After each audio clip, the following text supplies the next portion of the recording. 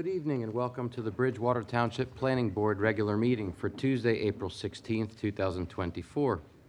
Adequate notice of this meeting has been given in accordance with the Open Public Meetings Act, NJSA 10:4-6. On February 7th, 2024, proper notice was sent to the Courier News and the Star Ledger and filed with the clerk at the Township of Bridgewater and posted on the bulletin board in the municipal building. Please be aware of the Planning Board policy for public hearings.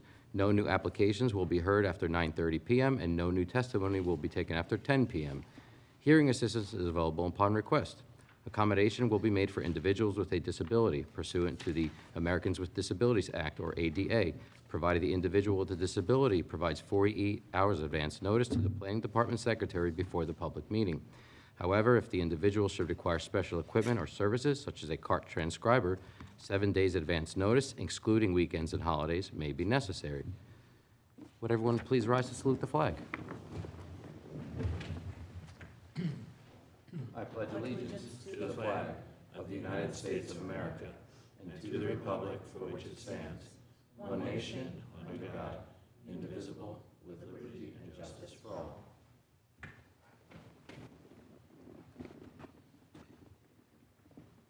Ms. Probst, could I have a roll call, please? Here. Here. Here. Here.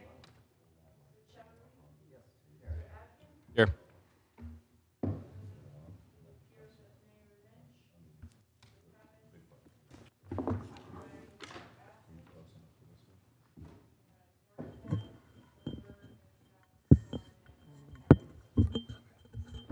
Thank you, Ms. Probst.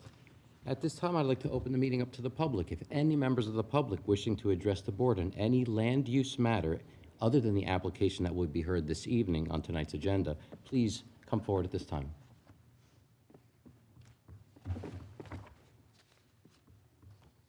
Okay, seeing none.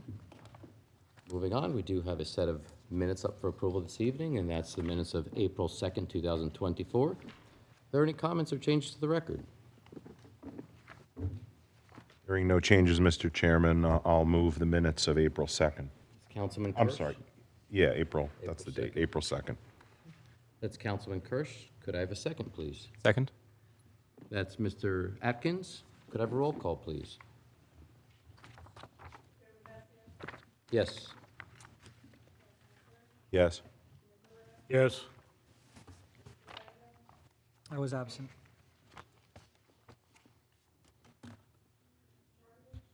I was absent.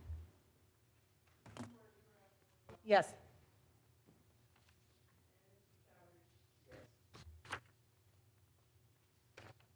Moving along, we do have some resolutions for adoption this evening. The first one being the Bridgewater Raritan School District. It was the renovations for the high school field house and site improvements. Are there any comments or changes to the record? Hearing none, could I have a motion to adopt the resolution memorialized on April 16, 2024? I'll make a motion. That's Ms. Sikora. I'll second. That's Mr. Banga. Could I have a roll call, please? Yes. Yes. Yes.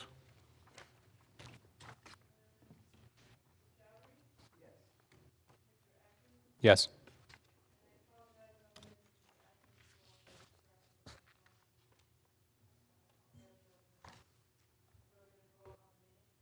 Sorry, could you repeat that? Okay, thank you.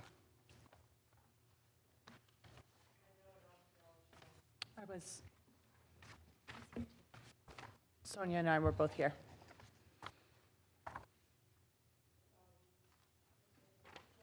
Yes. Yes. Yes. Okay, moving along, we do have another resolution for AR Bridgewater 2 LLC. Was the extension of the preliminary and final major site plan with bulk variances, commonly known as Block 43, Lot 17. Any comments or changes to the record? Hearing none, could I have a motion to adopt the resolution decided on March 19th and memorialized on April 16th? That's Mr. Chowdhury.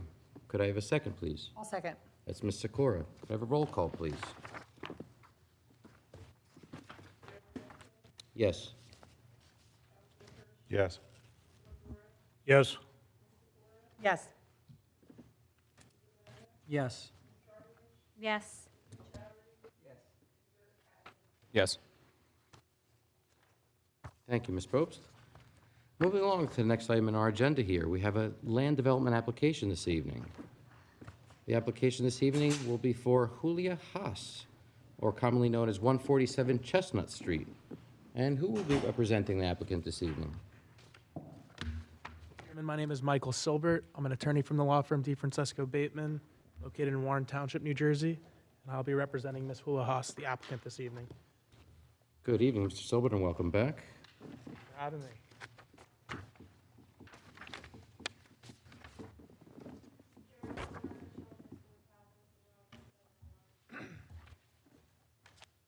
Thank you, Ms. Probst.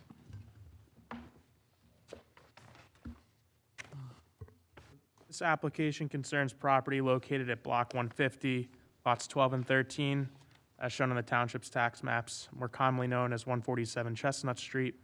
The property is located in the township's R10 zone.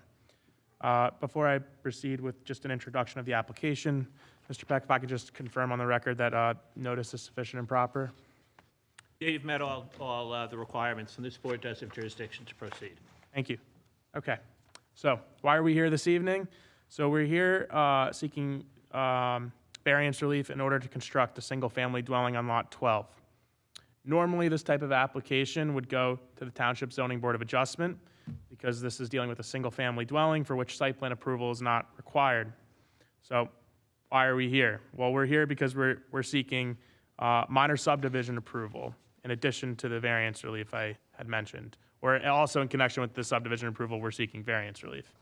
So we're seeking subdivision approval, and you'll notice I referenced two lots because lots 12 and 13 are undersized lots.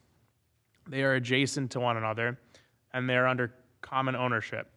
So while they've always been considered in the eyes of the township and on the township's tax maps as two lots, lots 12 and 13, as a matter of law, under something known as the doctrine of merger, and as articulated in Mr. Dornbarrier's memo dated April 8th, 2024, as well as the joint memo issued by Catherine Sarmad and Bill Burr dated April 11th, 2024, the lots have merged into one lot. Again, this is known as the doctrine of merger. So this type of issue only comes before the board if a property owner is looking to sell the property in the future. It's not really a matter that would come to the board unless, if not for that trigger. So the properties could remain on the tax maps as two separate lots if this was not, if a sale of one of the lots was not being sought in the future. So what does this mean? What does the doctrine of lot merger mean? It means without formal subdivision approval, and despite the township's continued treatment of the property as two lots, Ms. Haas may not be able to sell lot 12 and 13 individually.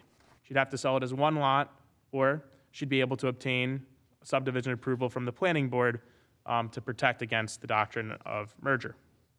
So to sum this up, the applicant wants to essentially re-subdivide the lots so that they can return to their original undersized conditions, and so the lots can be protected from the doctrine of merger.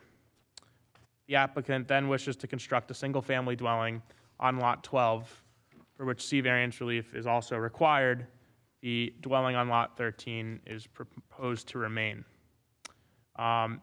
This application does not seek to exacerbate any of the existing nonconformities with respect to the existing lots 12 and 13. In fact, some of the relief being sought with respect to Lot 13 constitutes improvements to existing conditions. So just to summarize the relief being sought in connection with this application, again, all C variances, minimum lot area where 10,000 square feet is required and where 6,501 square feet is proposed on Lot 12, and 6,510 square feet is proposed on Lot 13.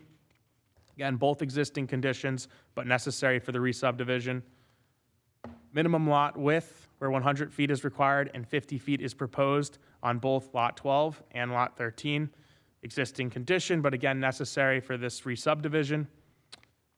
Minimum side yard setback, where 15 feet is required and 11 feet is proposed on Lot 12.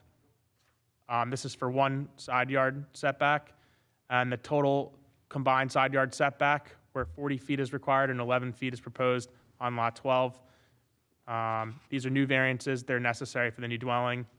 And the last one's an improvement to an existing condition, where the max improved lot coverage permitted is 35%, where 57.28% exists on Lot 13, and where 54.17% is proposed on Lot 13. So again, an improvement to an existing condition. The presentation of the application will be made by 3 witnesses. Mr. Craig Stiers, our professional engineer, will discuss the subdivision plan before the board. Ms. Hula Haas, the applicant, will speak about her relationship with the property. She can speak about the improvements that she's made and a little bit about the property's history, and further provide the board with information as to what she intends to do with the property. And lastly, Mr. Alexander Dougherty, a professional planner who will address the proposed variance relief associated with this application. So, Mr. Chairman, if I can, I'd like to introduce, if you, whatever your preference, if you want me to swear all of my witnesses, that's fine. Or, In the interest of time, why don't we bring them up and swear them in all together? okay, great.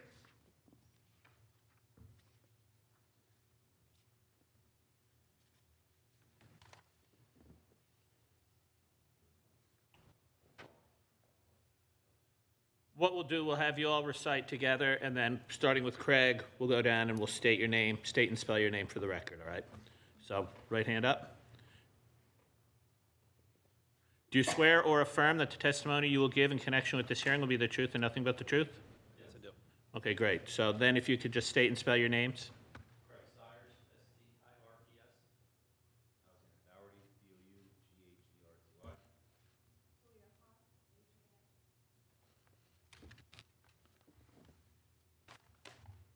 Okay, thank you. Thank you. And for my first witness, if it's okay, Mr. Chairman, I'd like to call Mr. Craig Stiers.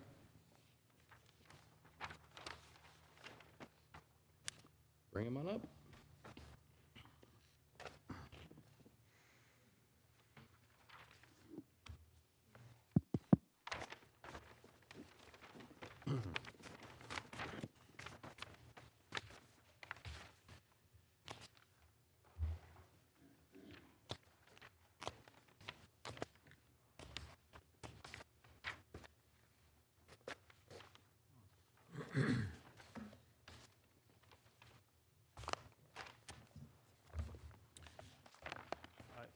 If you wouldn't mind, Mr. Stiers, can you place your educational background and credentials on the record before the board?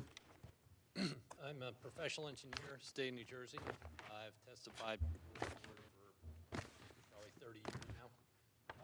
Application similar to this, larger, smaller, industrial, site plans, again, residential subdivisions, what have you. So, Are there any objections to Mr. Stiers' qualifications? Hearing none, please proceed.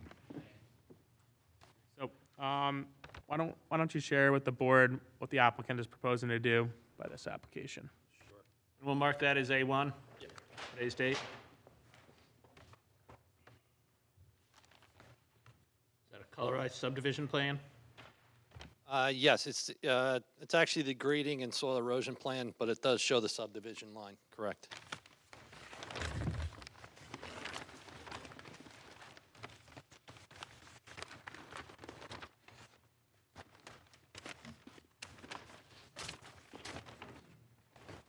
Okay, as Mike said, the existing lot is known as on the tax maps as lots 12 and 13, block 150, which is in the Bradley Gardens section of Bridgewater.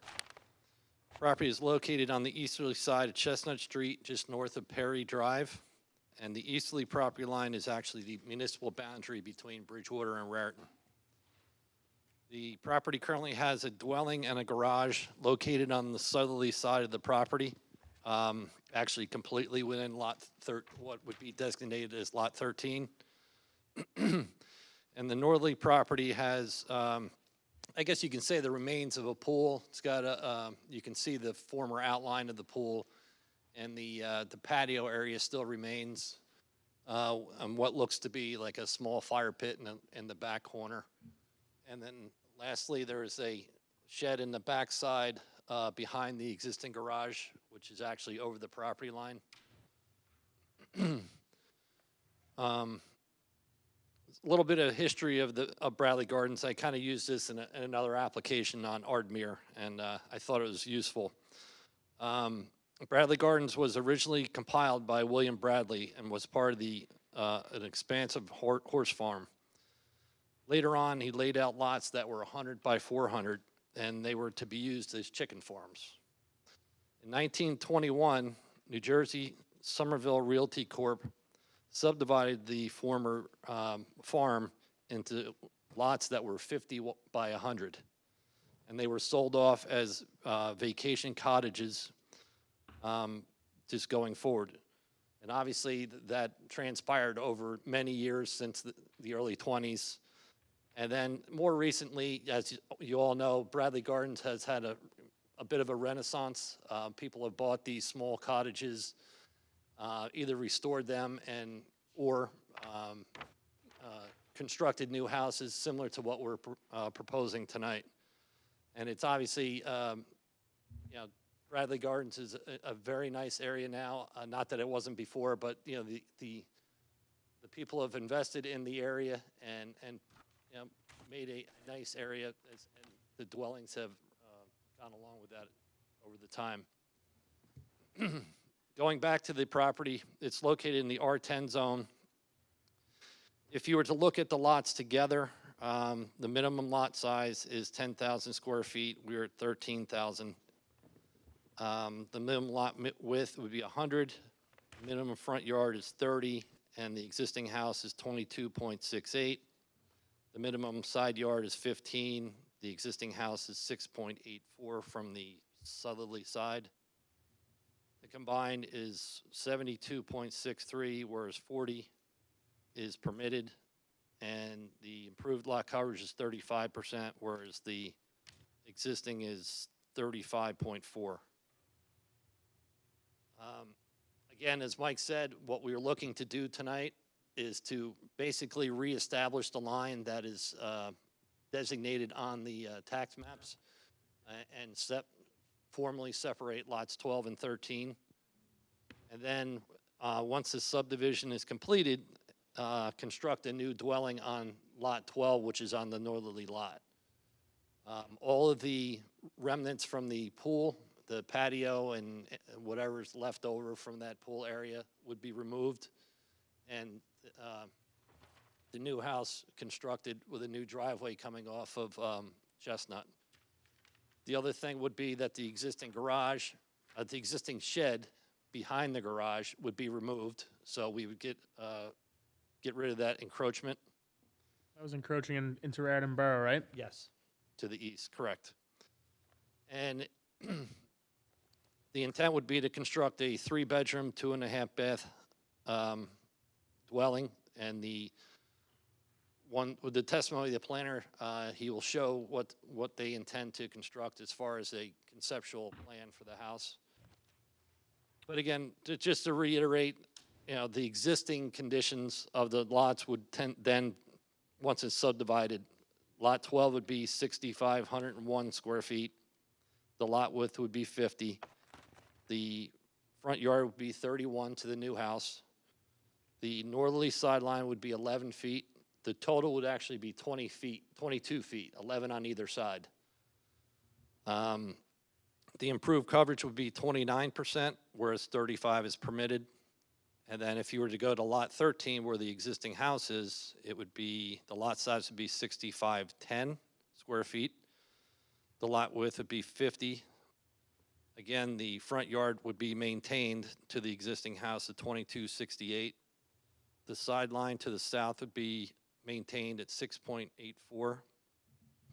The total of the two sides would be 20.55, whereas 40 is permitted. The coverage would be 54.17, whereas 35 is permitted. I think that covers it all. If I can just ask a couple follow-up questions. So usually, and correct if I'm wrong, if you've ever handled a lot merger case, a lot of times you're working with dwellings or buildings that are located in between the lines. But as you stated, the dwelling on Lot 13 is entirely on Lot 13. Correct. And that pertains to the garage as well. Yes. So from your standpoint, the dwelling that exists on Lot 13, if the planning board were to grant subdivision approval, there's no reason in your mind that that dwelling can't remain. Correct. Would you say it should remain there? Yes, I mean, even if you look back at historic aerials of that area, you can see that the house was intended to be constructed on one lot, and that the lot to the north remained vacant for some unreason, who knows, but, and the lots were continuously conveyed together, but as I said, the original filed map of the entire area were 50 by 100 lots, so at some point, it could have been conveyed separately if they wanted to. So to your knowledge, there was never a dwelling located on Lot 12? Correct. Okay, great. Just turning to the joint review memo, do you have the height of the existing garage? Can you give any information about that? We did not formally measure it, but I would estimate it to be approximately 15 feet. Okay, thank you. And then in terms of architectural design, I think we spoke about this. What kind of materials was that garage built with? Block. Block, And okay. it's got, it's got a single garage door in the front, but it's a double, you understand that? So it's a double wide door. And then there's a man door on the southerly side. And so obviously the garage is closer to what will be hopefully the new property line. Do you have any concerns with the setback there from an engineering standpoint? No. I don't think. No. And again, that garage has been there for a number of years, Yes. correct? Okay. Let's talk about the stormwater easement, which is shown on the tax maps. I said it's shown on the tax maps. Were you able to ever find any instrument as it relates to that easement? No, it is, as you said, it's documented on the tax maps, but we researched, I think you did some as well, the clerk's office to try and find whether that was ever filed. We actually circled back to the township to see if there's any documents at the township, and nothing confirming that it existed, but at the same time, we would file it as necessary. Mm-hmm. Are you aware of a pipe being there or anything any infrastructure being in that easement? Yes, there is a pipe that comes from Chestnut that flows to the east, and then once you get into the lot in Raritan Borough, there is an easement. So the line comes, there's two storm inlets right here on the northerly side of the property. There's an existing pipe that comes west to east, and then it appears that it would drain to the south and ultimately to the next road in Raritan Borough. The pipe itself is actually 2.5 feet roughly to the north of our property.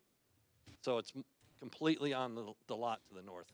So that goes right into my next question. Obviously, the new dwelling proposed on Lot 12 is to be constructed about a foot away from the easement area. That wouldn't you have no concerns as construction relates to the existing infrastructure in the easement area, right? No. Okay, great. There's a topsoil stockpile in the easement area that's to be relocated, right? Yeah, we can move that back. That's just a temporary feature. So can you talk about the existing electrical service to the property? The existing electric to the existing house, there's an existing pole located in this location, and it comes across to the existing house. I guess that could be relocated or put underground if it's approved. And then to the new house, we would run it underground from that existing pole. Okay. Let's see. Can you talk about the sanitary sewer service location on each lot? The sanitary is shown for the existing house, comes up the southerly side of the house and into the back. And then the new sanitary service would come in this location for the new house on the southerly side of the lot and then into the side of the house. Turning to page 7 in the joint review memo, comment 12. Any issues with this comment? I'll read it out loud. One street tree shall be installed in front of Lot 13, and an additional replacement tree is required to compensate for the tree removal proposed on Lot 12. Not a problem at all. Plans should show that street trees are to be installed at least 3 feet inside the property line. That's fine. Okay. Comment 14 it speaks to sidewalks. In your opinion, do you think that sidewalks would be appropriate here? I checked the entire length of Chestnut Street all the way to Old York, and there's no sidewalk on either side of the road. Great, thank you. And do you see from an engineering standpoint, any issues with a condition that parking be only in the driveway, that there be no parking on the grass? That was a recommendation in the report. Yeah, that's fine. I mean, we have provided the number of parking spaces for a 3-bedroom house, two spots. Great. And then, can you just talk about where stormwater runoff will be directed to? I think for the benefit of the board, we'd want a confirmation that it will not adversely impact any adjacent neighbors or nearby neighbors. This is actually the low point of Chestnut Street. So from the north, Chestnut drains to these inlets in this location. From the south, the same way. And then again, as I mentioned before, drains to the east and then to the Easterly Road in Raritan Borough. There is a bit of a swale over top of that pipe, and that's where the intent is to, the property drains from south and north, and then along that pipe, which would drain out to the east. So, do you think that dry wells are necessary? I don't think so, no. Okay, so we'll obviously defer to the board's engineer, but then I think I have one final question. Did you take a look at Mr. Genova's memo? Just want to pull it up and get the date. It is, let's see. From the Director of Sewer Utility, I'm referring to the memo dated April 2nd, 2024. Just wanted to make sure you were okay with the two review comments there.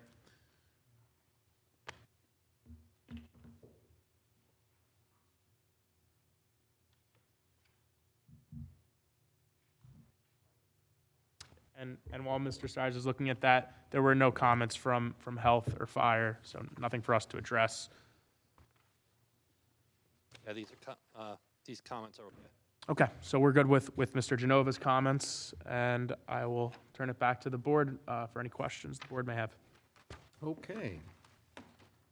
This time I'd like to now open up to the board for any questions regarding Mr. Stiers' testimony. Mr. Chairman, if I may. Pappas. I want to refer to the joint report from the planner, our planner and engineer, and I guess I want to ask Mr. Burr first. Page 7 was referenced, item, let's see, 15, stormwater management. Are you aware of any drainage issues in this area of Bradley Gardens? I'm aware of drainage issues in the neighborhood, the Bradley Gardens neighborhood as a whole. I'm not aware of any on this specific property, but certainly it's a concern. That's why I raised it in the memo. For the board's discussion, it's, anytime you're dealing with lot coverage or impervious coverage variances, one way to mitigate the increased coverage or the coverage that's over what's allowed by ordinance is to introduce drainage facilities. So certainly that is something that I think the board should consider in this case. But to answer your question, I don't know on this specific property of any issues. Thank you. Mr. Stiers, referring to the same report, page 4,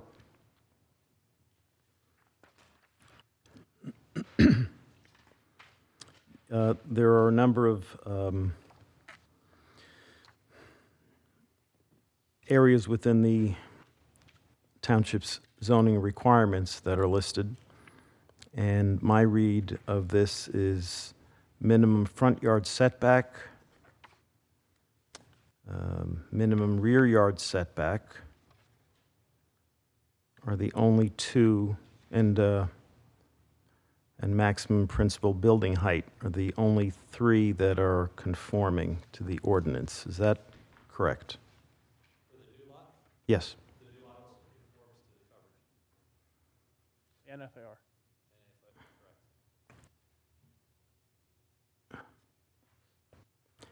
The, yes, okay. Are you aware in this, I assume you're familiar with that part of town? Yeah. And do you know, are there any other vacant lots in Bradley Gardens? Any vacant lots, residential lots in Bradley Gardens? I'm not familiar that much. Our planner might be able to answer that, because he's has a lot of nifty handouts for the board. I can speak to that. Okay, I guess I can save these questions for the planner. I guess I would just make a comment that if there is support from the board to approve this, I would request that there would be a condition of approval that would require the property owners, respective property owners, to be responsible for any stormwater that is generated from their respective lots, to be approved by the township engineer. We're fine with that. We can definitely work with Mr. Burr and the township to ensure that condition's met. Okay, thank you. Go ahead. Okay, Ms. Sikora? I have a couple of questions. So what variance relief was required for the initial dwelling to be built?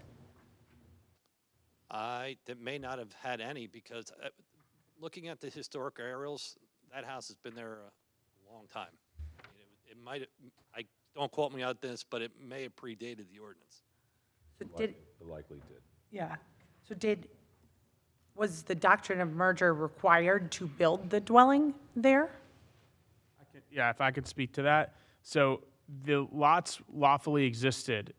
The doctrine of merger came about through a number of cases that essentially say that any lots that are undersized with contiguous common ownership after 1953 shall merge as a matter of law.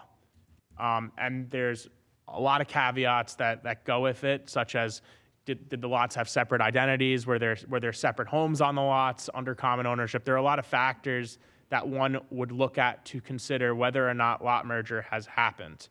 When the home was constructed, the lots were two separate lots. The home was constructed prior to 1953 based upon the aerials that I looked at. We're not trying to contend to you or the board that lot merger didn't occur. We're here because we believe it has occurred, and we're trying to restore the lots to their original conditions. But what you see on the property is a result of two separate lots. And again, vacant lot 12, I use the word vacant, it had an above-the-ground pool, but it never had another dwelling on it. Owned by the same people, so, I mean, no one's gonna build a Right, it pool and was just show up at the empty lot. absolutely correct. From my research, the lots were always owned by the same people. They were always conveyed together, and that predates lot merger. Got it. What if the lots were split, right? We've talked about what the variance is required, so there are new variances required for lot 13.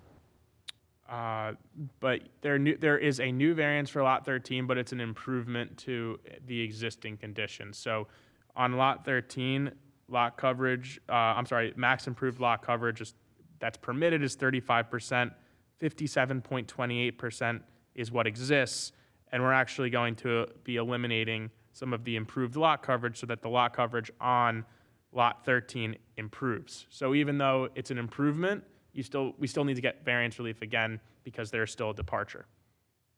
And that's removal of the shed. Yes. That does mean, so I guess my question is, the variance required, so with lot 12 and 13, for the current dwelling that's there, even though it's on lot 13, it doesn't require a minimum lot variance or a minimum lot width, because both together. That's correct. Okay. Okay, And then you talked about number of parking spaces for a three-bedroom house is 2 spots. Does that mean there are no other spots for, say, a guest or visitor? Honestly, we could probably fit 4 cars there. Okay, As you can see the width of the driveway here, you could have one stacked on top of each other, so there's more than adequate room for, I just said before we meet the minimum, but. got it. there's more than enough. Got it. And then last question for me, the sanitation system, so that would be hooked up through the town, right? There's no, okay, Yeah, that would be connected to the main in Chestnut. okay, thank you. Mr. Chairman, a few questions, if I may. Please, Mr. Councilman. So, first focusing on that shed, is there anything keeping you from just taking it down right now, independent of this hearing? I suppose not, no. Okay.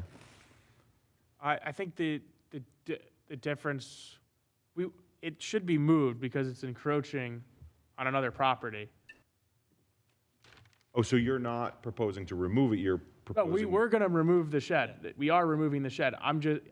Maybe I misinterpreted your question. I was thinking more about the encroachment that exists with respect to this. No, but if this homeowner chose to remove the shed tomorrow, that could occur. Yes. And it wouldn't be improved. Okay. All right. Preventing him. It's not like you would need a permit to put one up. You don't need to, right, Right, correct. okay. And by taking that action, independent of anything that's here, that lot would come into a greater degree of conformity. Yes. Okay. Looking for a moment still at lot 13, it would appear as if the home and the garage are in line with each other, yet neither is completely in line with the property line.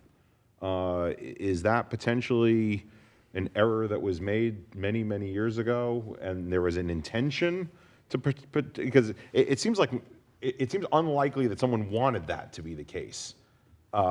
Is it possible, again, I know this is speculation, that, they didn't quite get the lines right when they built the house and the garage I think that's probably the best assumption you can make. at the time with the equipment available? Yes. All right. Looking at the 2 lots together, if prior to 1953, these lots had different owners, Lot 13 was owned by person A, Lot 12 was owned by person B. Even if Lot 12 had never been improved, hopefully maintained but not improved, would you be going to the zoning board then, seeking relief on Lot 12 based on the C variances that you need? That's correct. Okay. I mean, there's obviously other things that if there were, for example, if there was another house built on Lot 12 and it had, at least from this, there's case law that speaks to it, if it had like a separate identity, maybe it was under common ownership, but it was very clearly a separate, it was being used separately, then perhaps that'd be a reason, a hardship reason as to why lot merger wouldn't exist. Or on the other hand, if there was a very small house on Lot 12, and that owner said, you know what, I need a bigger, more modern house, then that application could be going to the zoning board. Yeah, I don't know if I understand that point. Yeah, let's just, because again, these were originally built as cottages. Cottages by their nature probably pretty small. Again, the setbacks didn't exist at the time that any of these houses were built, any of this neighborhood was built. Let's just say for the sake of argument that there was a 15-foot wide house, real small little thing. And then, that's not really economically viable in today's market. The owner of that, if he or she wanted to knock down that house and essentially build what you're proposing, they'd likely have to go to the zoning board because of the setbacks and, all that other stuff. If it was under common ownership, No, if it was separate ownership. Oh, yes, I'm so sorry. I'm sorry, I'm all assuming it's the separate ownership Okay, situation. I'm sorry. I thought you were saying. No. Okay, understand. Okay, so the answer is likely yes.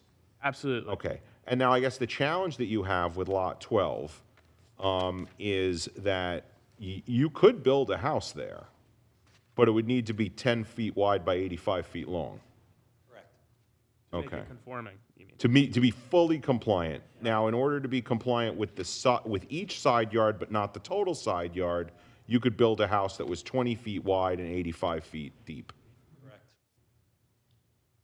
which is also not really economically So viable. That's how we kind of set the, it's a good question. That's how we set the, as far as Lot 12 is concerned, a proper sized house, yet not too big. So we tried to respect the setbacks as best we can and kind of be consistent with the neighborhood, and hence why, technically we're looking for 10-foot setbacks, and we're staying 1 foot in. So I guess with the variance, we're saying it's 11. So, and we're balancing the house in the middle of the property, trying to get respective setbacks. So it's a good question, and that's how we did develop it. Okay, and so it isn't coincidental that you could build, and you wouldn't do it, but you could build an 85 by 10 foot house, 2 stories, which would be a ridiculous looking structure. Well, the other thing that's driving this is the FAR. So yeah, the FAR is also controlling the size of the house. So we're trying to get that middle ground and then respect the FAR, and you can see we're at 29%. So that also complies. Okay. So for example, And that's the 2 stories is included in the FAR, and then the improved lot coverage, that's going to include the things like the driveway and all that other kind of stuff. right, yep. Okay. All right, I'm also going to be very interested in further testimony about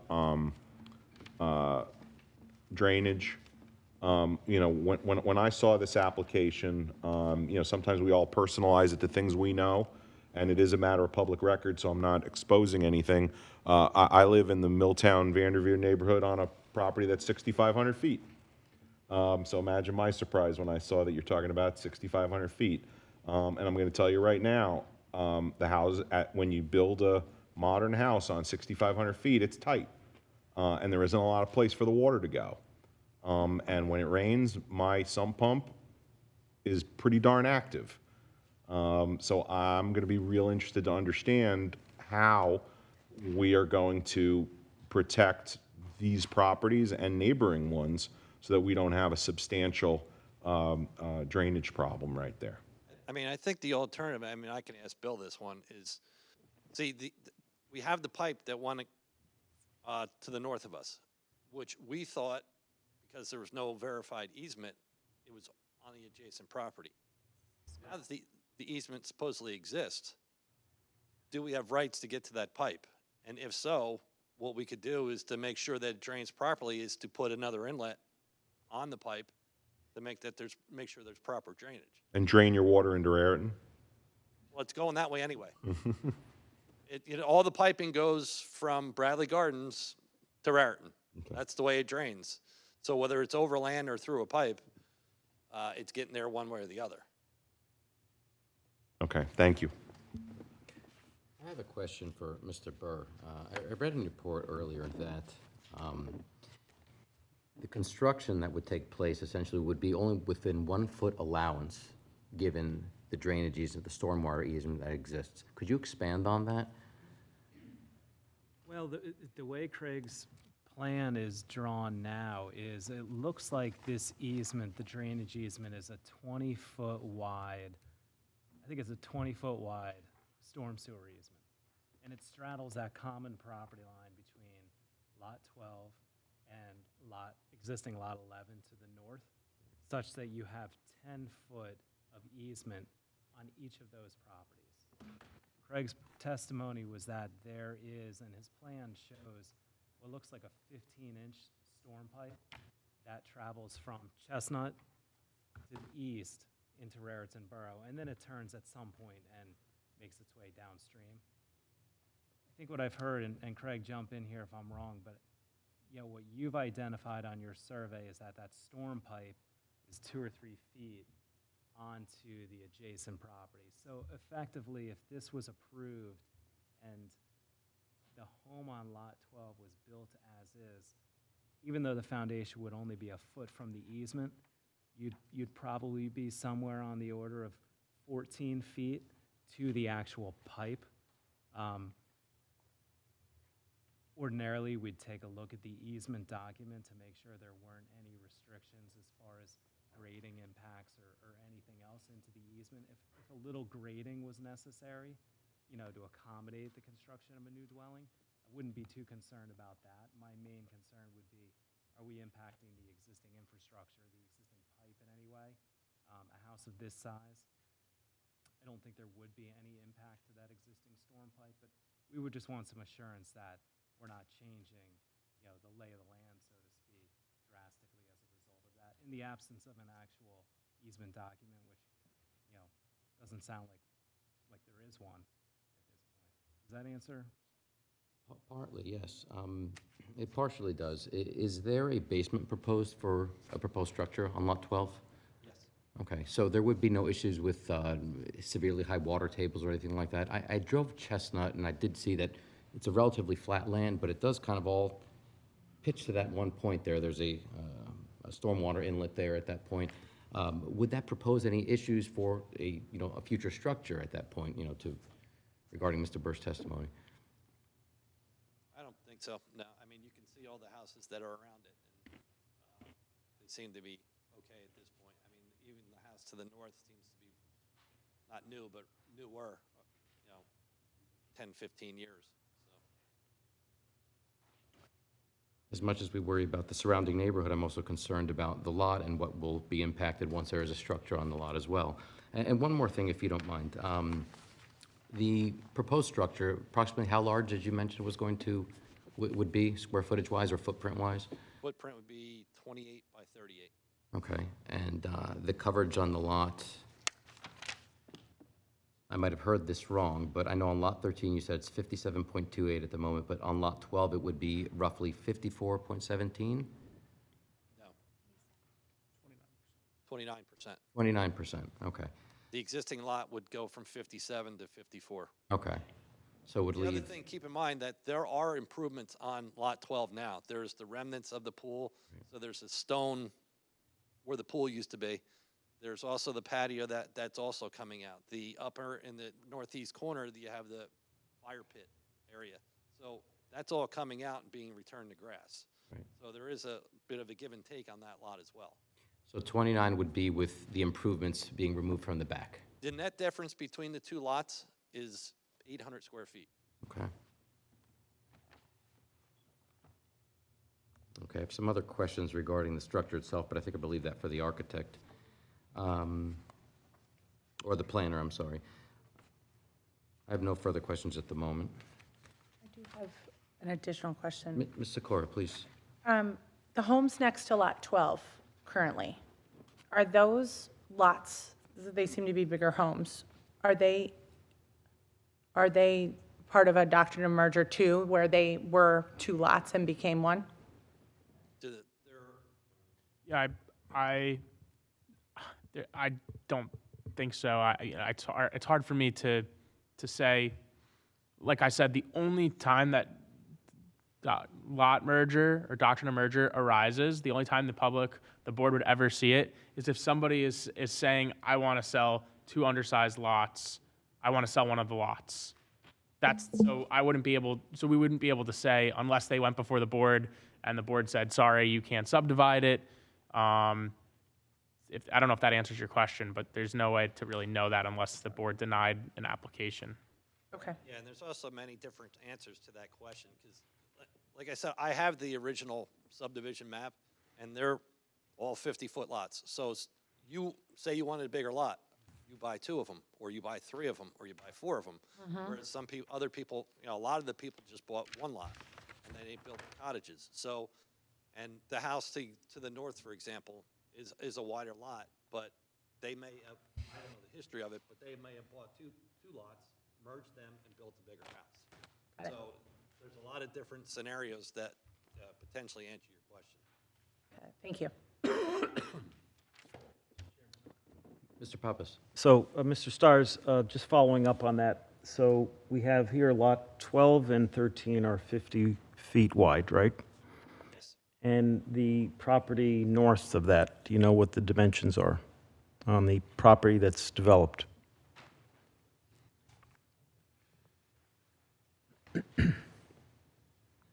I would say, not specifically, but I would estimate that it's 100-foot wide. Okay. And then on the south side, The south side to Perry Street, they're all 50s. and across, Just one note, the lots to the north of the 100-foot lot are 50s. and across the street, You have what appears to be 100, maybe, 75, 100. so it's a mix. And the planner, he has a whole. Well, I'm asking you because you were testifying to lot sizes, so I'm just delving into it a little bit more. Exhibit. The one comment that you made was that this area was subdivided 100 years ago, give or take, and they were 50-foot lots, I think you said, before any zoning existed. So we have instances all over New Jersey where there are lots that were created before most municipalities had any zoning ordinances, and so that in and of itself is not unique to this property. Correct? Okay, thank you. Pappas, shortly, our planner will show an exhibit that depicts what looks like close to 100 undersized lots in the surrounding area, so that might give the board some context as to how many of the lots in the surrounding area are also undersized. No, I understand that, but Mr. Stars was testifying about lot sizes and trying to create context, and so I wanted to create some additional context. Thank you. Mr. Chairman, I have another limited line of questioning, particularly for our planner, because I've been on this planning board on 2 different terms. I was on zoning for a long time, and this was a conversation I often had with Scarlett. Not that it's proposed here, but does a paver patio count as lot coverage? Yes, it does. As well as like a sidewalk that would go up to a house and anything that water can't penetrate through. Okay, if someone were to, and this is the sticky question, so I'm just warning you a little bit. If someone were to build a deck typically has circular footings, concrete circular footings. Theoretically, should the area of each of those circles be counted as part of impervious coverage, but the rest of the area underneath a deck should not? Theoretically, yes. I don't know historically how it has been treated, because, like you said, that's tricky. If there's no impervious under the deck other than that, then the deck's usually not counted. Okay, but if we're being really proper with the definition, the circular footings, or whatever shape, though that is impervious, so if there's, 6 of them, 8 of them, 10 of them, however many they are, and they're each, a couple of square feet, those should count. Correct. The reason I mention this is what's being proposed is like right up to the lot, right? Coverage on lot 12 is 6% under. It's All right, so there's a little bit of 200 flex, square but not a ton. They've got like 300 Okay, square feet, 400 square feet. okay. But where they're really like right up to the border is if this house even was another foot, another 2 feet, that could have triggered a floor area ratio. Well, it's, just to clarify, it's improved lot coverage, and a deck does count. So, The footings underneath the deck. The whole deck. Right. This is a lot of, we've had this conversation on a lot of properties over the years. so, I mean, there's times where the deck didn't count if it, well, that was more the setbacks, if it was connected to the house or not. This is improved coverage, not impervious. So everything counts towards it. But like your planner said, we're 6% under, so we still have about 300 square feet, even if they did want to put a deck on. Do we have a regulation on impervious or not? We have improved. It's changed over time. Mr. Chairman, there's no difference between, from my perspective, improved lot coverage versus impervious coverage. 35% is what's allowed in this zone. Decks, by definition of lot coverage, are not to be counted towards coverage as long as they don't have a roof covering them and as long as what's underneath is earthen material or other pervious material. But for this, what about the Your concrete point- part? Yes. Technically, of course, the footings are piers if they're made of concrete. That's impervious. The definition, though, doesn't extract the footings. It just calls out the decks. So you could probably argue that, but you're absolutely right. The footings are impervious just by nature of the concrete, but the ordinance doesn't specify to that level of detail. The reason I'm going here is that there's a little bit of flex. There isn't a ton of flex. So, in order to not trigger an improved lot coverage variance, pretty much everything else needs to be grass. Well, again, there's 6%, which is about 300 square feet, so that's a reasonably sized deck, especially this size house. To further his point, there could be other accessory structures down the road that an inhabitant might want to put in, like a shed or a portico or a pergola, one of those types of structures. The future homeowner would be severely limited to what they could do with that property. If there's a walkway, we have a driveway, the home, if the deck is attached, but there would be no ability to put a walkway, any other impervious, a stone type of bedded area, landscaped area. So it would be tough for a future inhabitant to essentially make further improvements on that property. I think that's definitely true. I think that's absolutely true. The only way they could do more than what's permitted is if they came back before the board. And, the board would probably look at being that this is an application 2024, they could look at the minutes. Obviously, what I'm hearing is the board is concerned about lot coverage and impervious coverage, and the board, if they were to come back, the board would probably say, look, we gave the applicant in 2024, not necessarily a hard time, but we pointed out that you only have 300 feet to work with. So, And the reason I even raise this is, it's not just what does it look like when it's built. What does it look like 10 years from now, 20 years from now? And there's an awful lot of landscapers that'll do an awful lot of stuff for you without checking our regulations, without checking lot coverage. Some future owner comes back and says, I want to build a nice little stone pad so that I can put my recycling carts on it. And if someone else says, oh, I want to put a shed because this house doesn't have a garage, correct?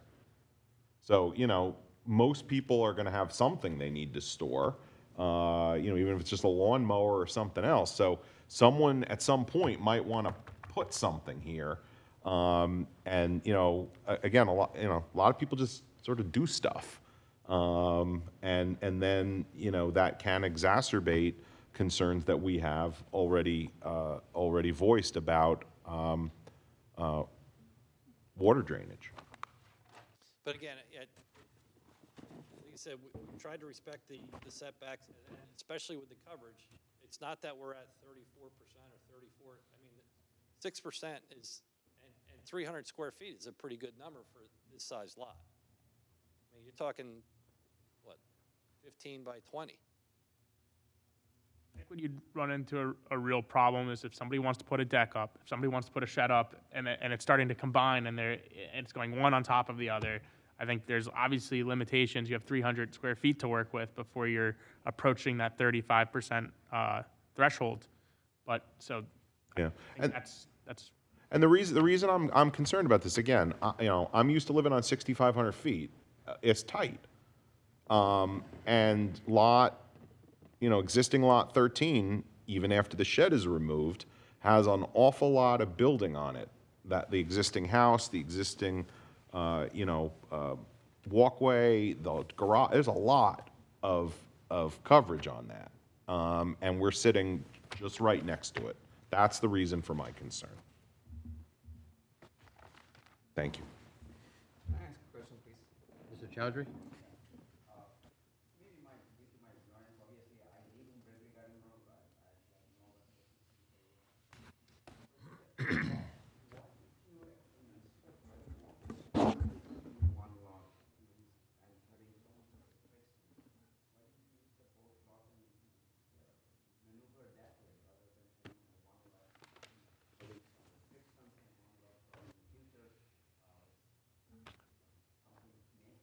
Yeah, I think Ms. Haas, the applicant, is going to speak to that specific question, and it's a great question. Mr. Chair, just Mr. Atkins? a question. The doctrine of merger,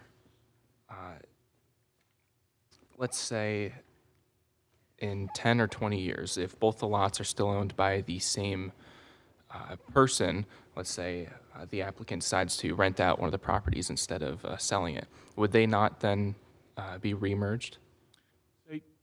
The applicant would have formal subdivision approval, and then they would just put the property into a related entity, so. And so, I'm would sorry, go on. protect against lot merger. And would that last forever, or if both the properties were owned by a new individual, would that still apply?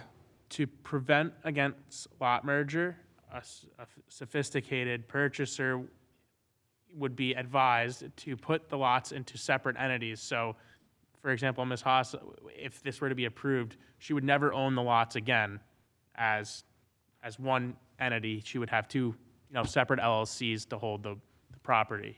I don't know if I'm answering your question. I understand. If they were owned by two different entities, then Even if they're it would related remain. entities, that's okay. Okay, but I'm asking, the relief wouldn't kind of disregard the doctrine of merger forever, would it? Would the relief that we're seeking disregard the doctrine of merger? That's the question. For good, I'm saying in 10 or 20 years, if they're still owned by the same individual, would they be remerged as one lot?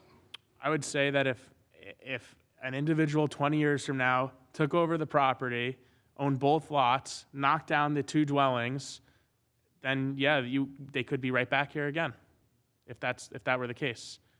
Okay, but if there are two houses, then And there would that's be less likely. and then you're getting into some of the finer details of what the case law says, that if they have two separate identities, or if they suffered some kind of hardship, or they relied upon the fact that there were two homes on the lots, and they were essentially not sophisticated and treated it as two homes, then perhaps the doctrine of lot merger would not apply in that situation. But if you were to basically take this 20 years down the road, and it was, both properties were vacant and under common ownership, then that person could be back before the board again, seeking the same thing. Under different circumstances, but. Okay, thank you. Just seeking some clarification. I'll defer to Mr. Peck if you have a different interpretation. No, if you have two adjacent undersized lots, and one or both are vacant, then they're going to merge if they're under common ownership. There's two separate, if there's a home on each lot, then I don't think that's a concern, but you're getting into more esoteric points of land use law.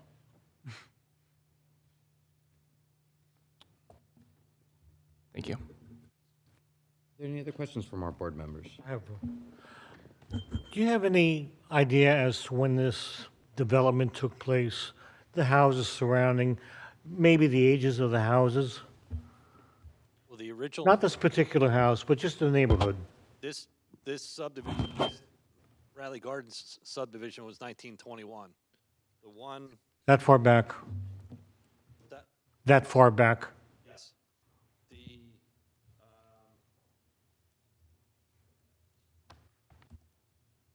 The subdivision, for example, behind us in Raritan was more recent. I think it was, thought I had the map, but it was I would say the 80s or 90s, maybe more recent than that. So you have this overall subdivision, which 1921, the one behind us in Raritan Borough, more recent, more, they said it like last 15, 20 years or so. Okay, thank you. Thank you, Mr. McGoran. Any other questions? How about from our professionals? Thank you, Chairman.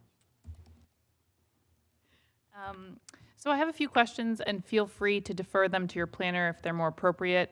But again, I appreciate the background history. I always like to have some of that digging on how it came to be, because when you do look at a map, you do kind of see that history. You see the 50 by 100 lots, and that's typical in some planned communities. And the merger doctrine does come up in other places where that where there are lots that were once all conform, all the same, all consistent, and then over time change.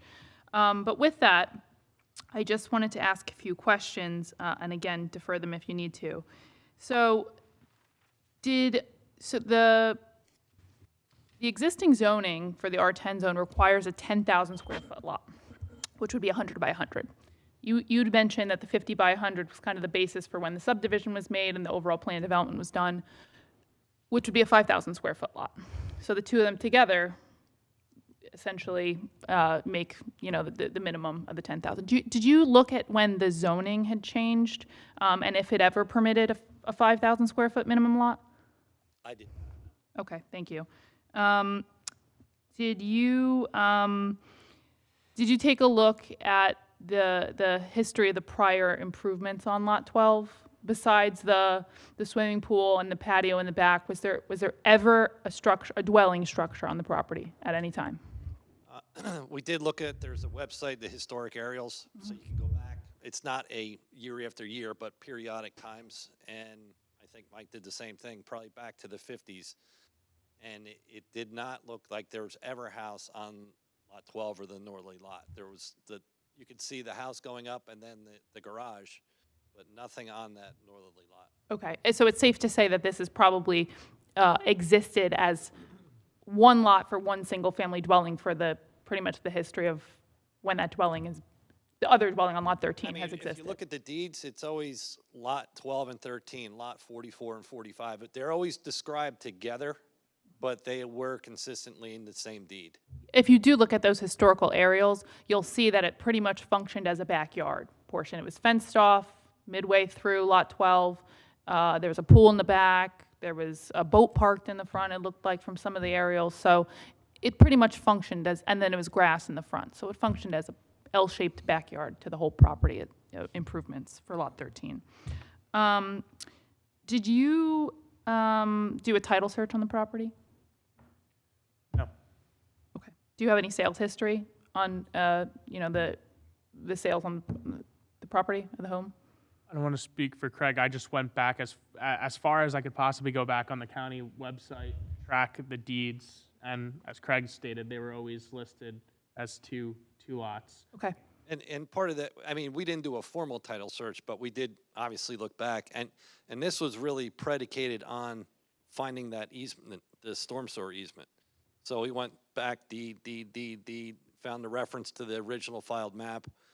And, some people, it's on the filed map, but that filed map is just purely the lots. So there was no documentation of that deed, but that's the reason for the look back. Okay. And in the deed search, at any point, was the properties referred to as separate addresses? Because I noticed on the most recent deed of sale that it's 147 Chestnut, includes both lots. Was it ever 147, 149?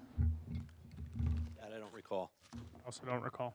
Okay, because when you do look at the properties, it's 147, and then to the next property, which is a 100-foot wide lot, it's 153, which would, go back to that trail of history of being 147, 149, 151, 153, theoretically, which is, why I ask if it ever showed up on a deed or on a document, sales document, as a separate address. There were no architectural drawings provided with the application, and so I was hoping you could provide maybe some more details on how the FAR calculation was derived for the proposed home on Lot 12, because you're right up to the FAR. 0.249 is about as close as you can get to the 0.25. You're 7 square feet away probably from going over, which could be, a field change, and you could be right over. So I know you've mentioned you'd be before another board if you had to, but I'd really like to understand the architecturals on that house and what the massing is going to look like to get to that .249. The planner has a package which has the speculative house. Okay.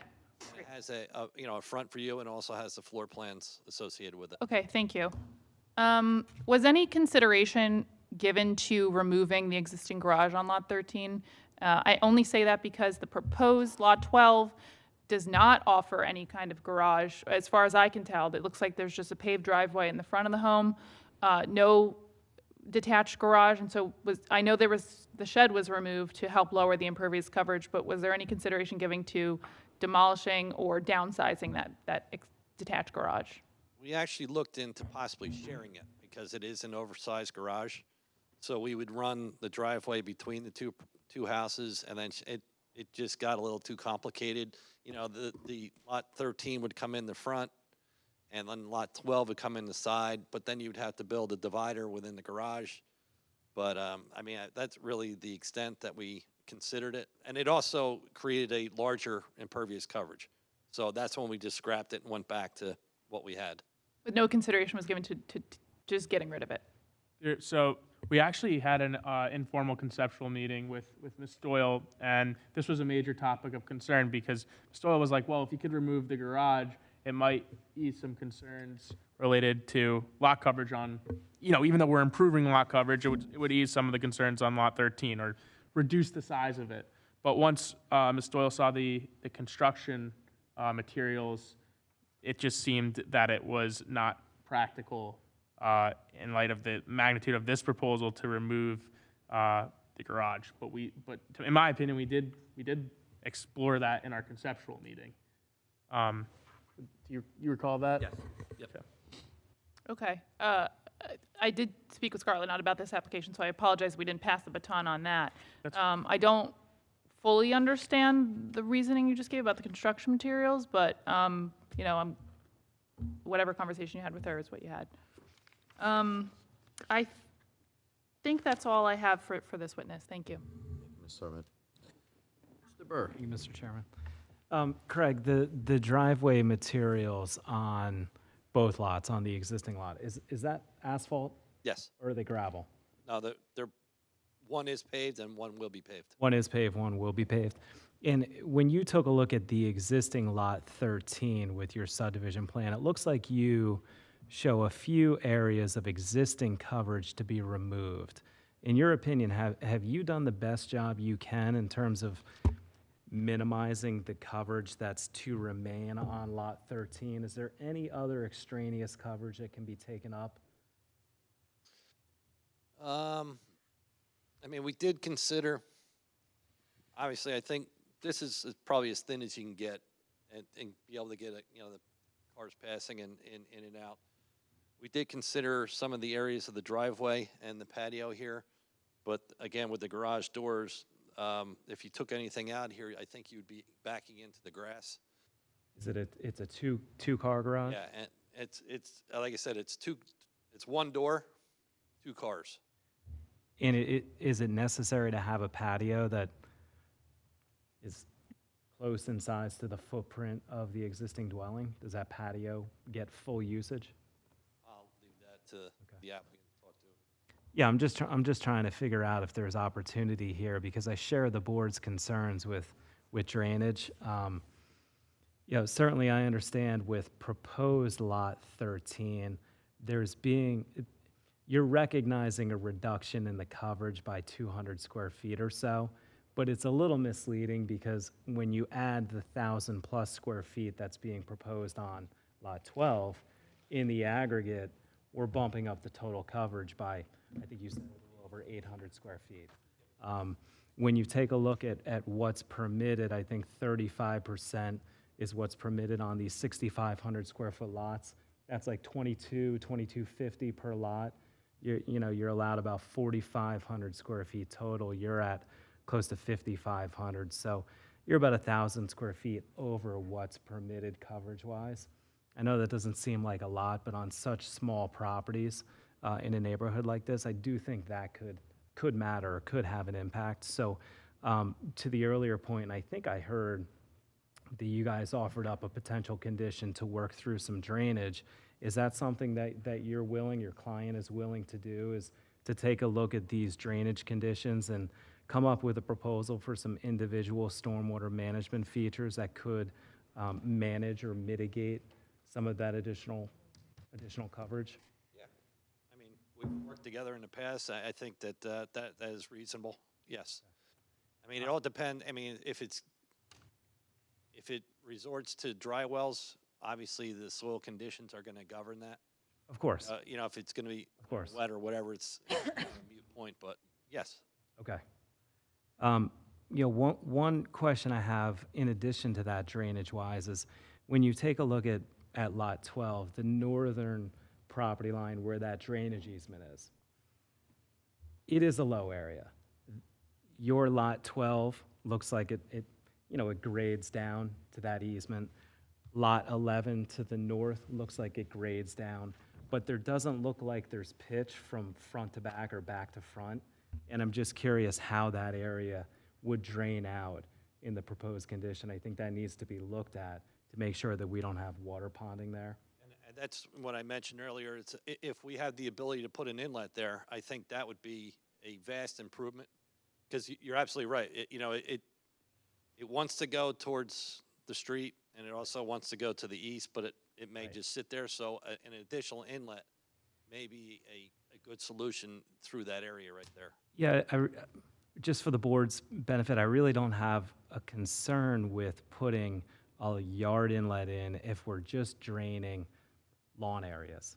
If we start talking about adding, roof areas, driveway areas, and we're putting more runoff, more impervious into that pipe, transferring it downstream, I get a little leery with that. But the only thing I would say is because the formal pipe is on the adjacent lot, I think you need to have permission to connect to the pipe just because it is on the adjacent property. Even though it's in the drainage easement, I think there needs to be permission there from the adjacent property owner.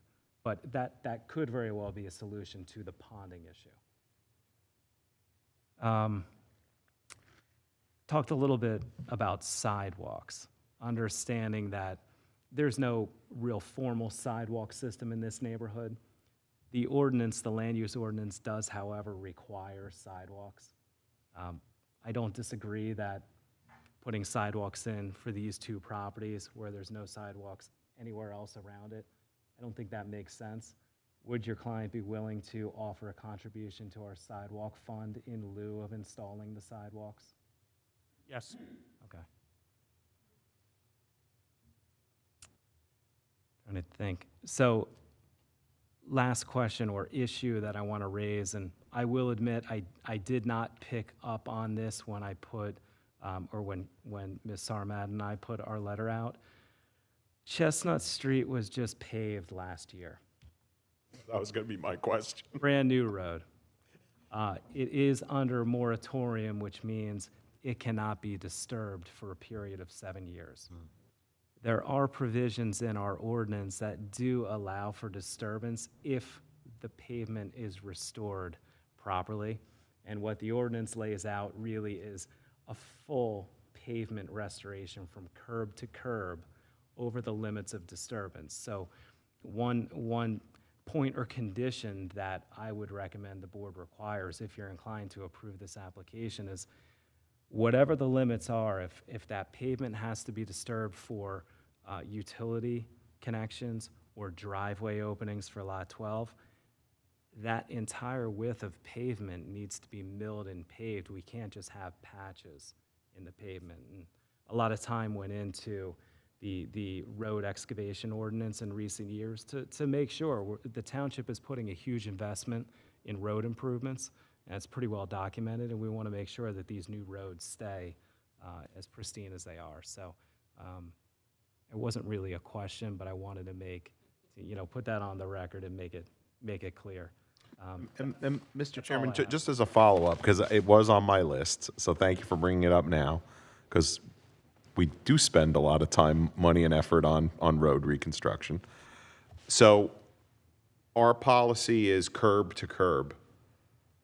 What is the policy like in the other direction when there's disturbance? So I can pull it up and read it to you, but it's typically the length of openings. So if you have, like on this plan, you have a connection for gas, you have a connection for sewer, you have a connection for water coming perpendicular into the roadway. There's also some disturbance for a new depressed curb for a driveway opening. So from the first point that pavement gets disturbed, you back up 10 feet. You have to give 10 feet. Either in addition. So 10 feet for the first cut into the road, 10 feet past the last cut of the road. So in this case, it may be, 50 feet, 60 feet of the length of road, full width. And in your mind, particularly from an engineering standpoint, is that sufficient? I mean, you'll see the seams. There's nothing you can do about that. But from an engineering standpoint, is that sufficient so that we've been restored to previous condition and aren't going to be subject to, more rapid deterioration of that road because this change has occurred? Yeah, I'd prefer to avoid it altogether, but as an alternative, if you can picture cutting in half of the road, say the sewer main is halfway into the pavement, you're going to cut it in so you'll have a joint on one side of the trench, a parallel joint, and a joint on the other side of the trench. You're going to have 3 joints for one utility connection. If you have 3, you're gonna be multiplying the number of joints. So in this case, so there'll be In 2. this scenario, we minimize it to 2 joints, beginning to end, if they're properly sealed. And with no corner. With no corner, because it's going Correct. curb to curb. You're not gonna have a zigzag or a patchwork, repair. You're gonna have one seam at the beginning, one seam at the end. You'll seal coat that. That's the best you're gonna get.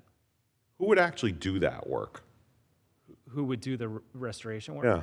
Well, in a case like this, if approved, that lot gets sold off, you actually have somebody that is looking to develop a home on that property, then that builder or developer is gonna have to engage a road contractor of some sort, who's qualified to come into our roadway with a milling machine, just like you see the equipment on our road improvement projects. They're gonna have a milling machine, they're gonna have a paving machine. It's gonna have to be professionally done. It's an expense, but it's necessary by way of our ordinance. And I guess as, assuming that we proceed with approval and we start talking about conditions, I would want to make sure that there's sufficient condition that your office, on behalf of the township, is satisfied with both whatever contractor is being leveraged to do this, and then that your office also has sign-off that the work has been done in an appropriate manner. I don't want to have a situation where some, contractor that maybe cuts corners, pun slightly intended, and then we're left with an insufficient road. Well, I think as a condition of having to do that work, there's also gonna need to be some required inspections to make sure that it's done properly. I agree. Just to follow up on that, we did something similar on Ardmere, similar application, subdivision. They paved the road. We had to go back, cut it, just like Bill said, curb to curb. You had to infrared the joints. And I think it came out okay from what I understand, but it's exact same scenario that was done that he's looking to do, well, as part of the ordinance. Mr. Chowdhury? Well, actually, I'm picking up on Mr. Barrett's comment here. So you actually mentioned the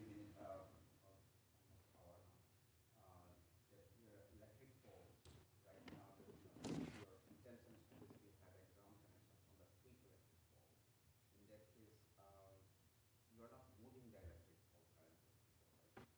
No. And the pole is in the grass, so we wouldn't be digging up the road either. It's in the grass already, so we would just, from the grass, to the house. Correct. Yeah, it would be more the service, the water service, the sanitary sewer, and like Bill said, the curb line where to put the driveway in. So obviously, we're going to try and condense everything into one cut so that it's not, we keep it as condensed as possible. But it would go in the curb. Mr. Chairman, if I may, Banga. just to piggyback off of Mr. Burr's comments, Mr. Stires, I think you had mentioned that you have not known of any water issues in the area. Can you testify that you've asked any of the neighbors about any water issues? I have not. Okay. You mentioned that the improved coverage across both lots is about 800 square feet. Is that? Increased coverage. Increased coverage. I'm just curious, this garage, what is the size of that? 817 square feet. 817 square feet, okay. And how big is the shed?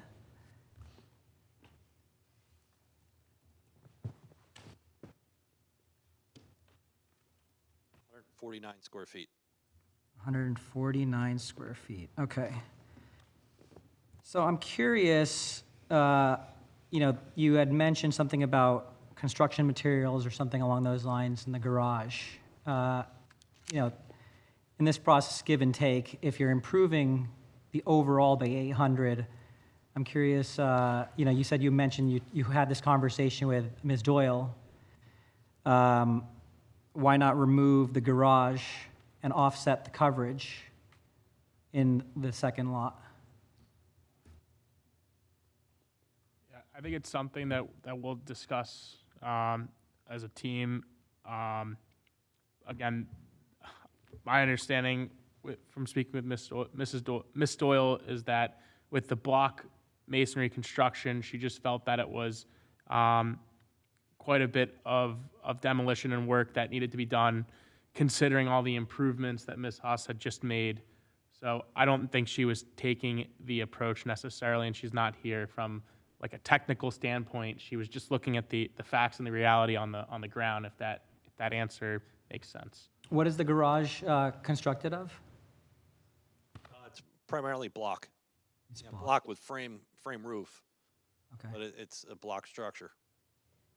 okay, thank you. And the applicant will testify to this, but she had just restored the garage. And so in light of those facts, I think that Soil was trying to see if there was a way, just practically speaking, that the applicant could keep the garage. But again, it's something that we did speak about and will continue to speak about. And just to confirm, based on the comments from Mr. Councilman, the shed is going to go regardless, correct? Yes.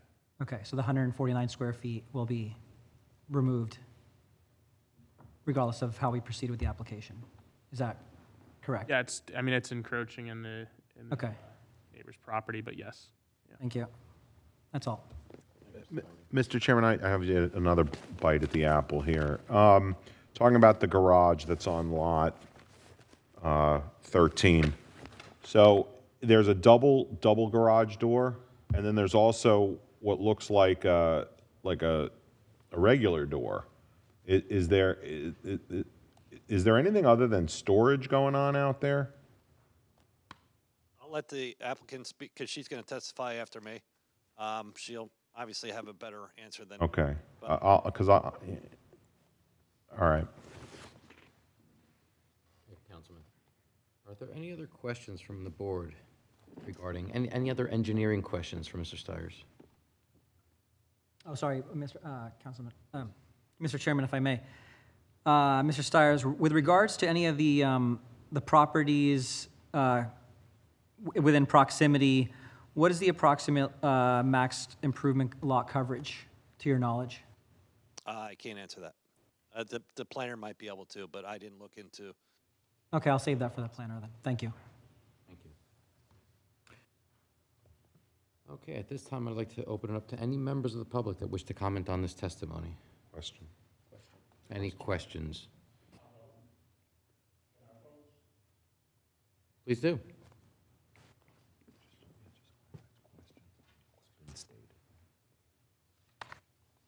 My name is William Rocket. I actually live north on 153 Chestnut Street.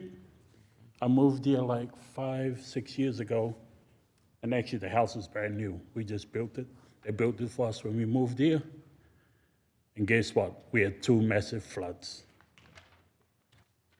And because between us and Levin, Mr. Peck, do you want to swear him in if he's going to? Yeah, Provide you're starting to give yeah. testimony. I mean, Yeah, and I got this paperwork really- at you home. should be just questioning Mr. Stiers on his testimony right now. You'll have a chance at the end, once the applicants put on all their witnesses, then you'll have a chance to make a more general okay, comment. I can speak at the end then. Or can I speak now? Well, do you have a question for Mr. Stiers on his testimony? No. Okay, then just Okay. save it for the end. Thanks.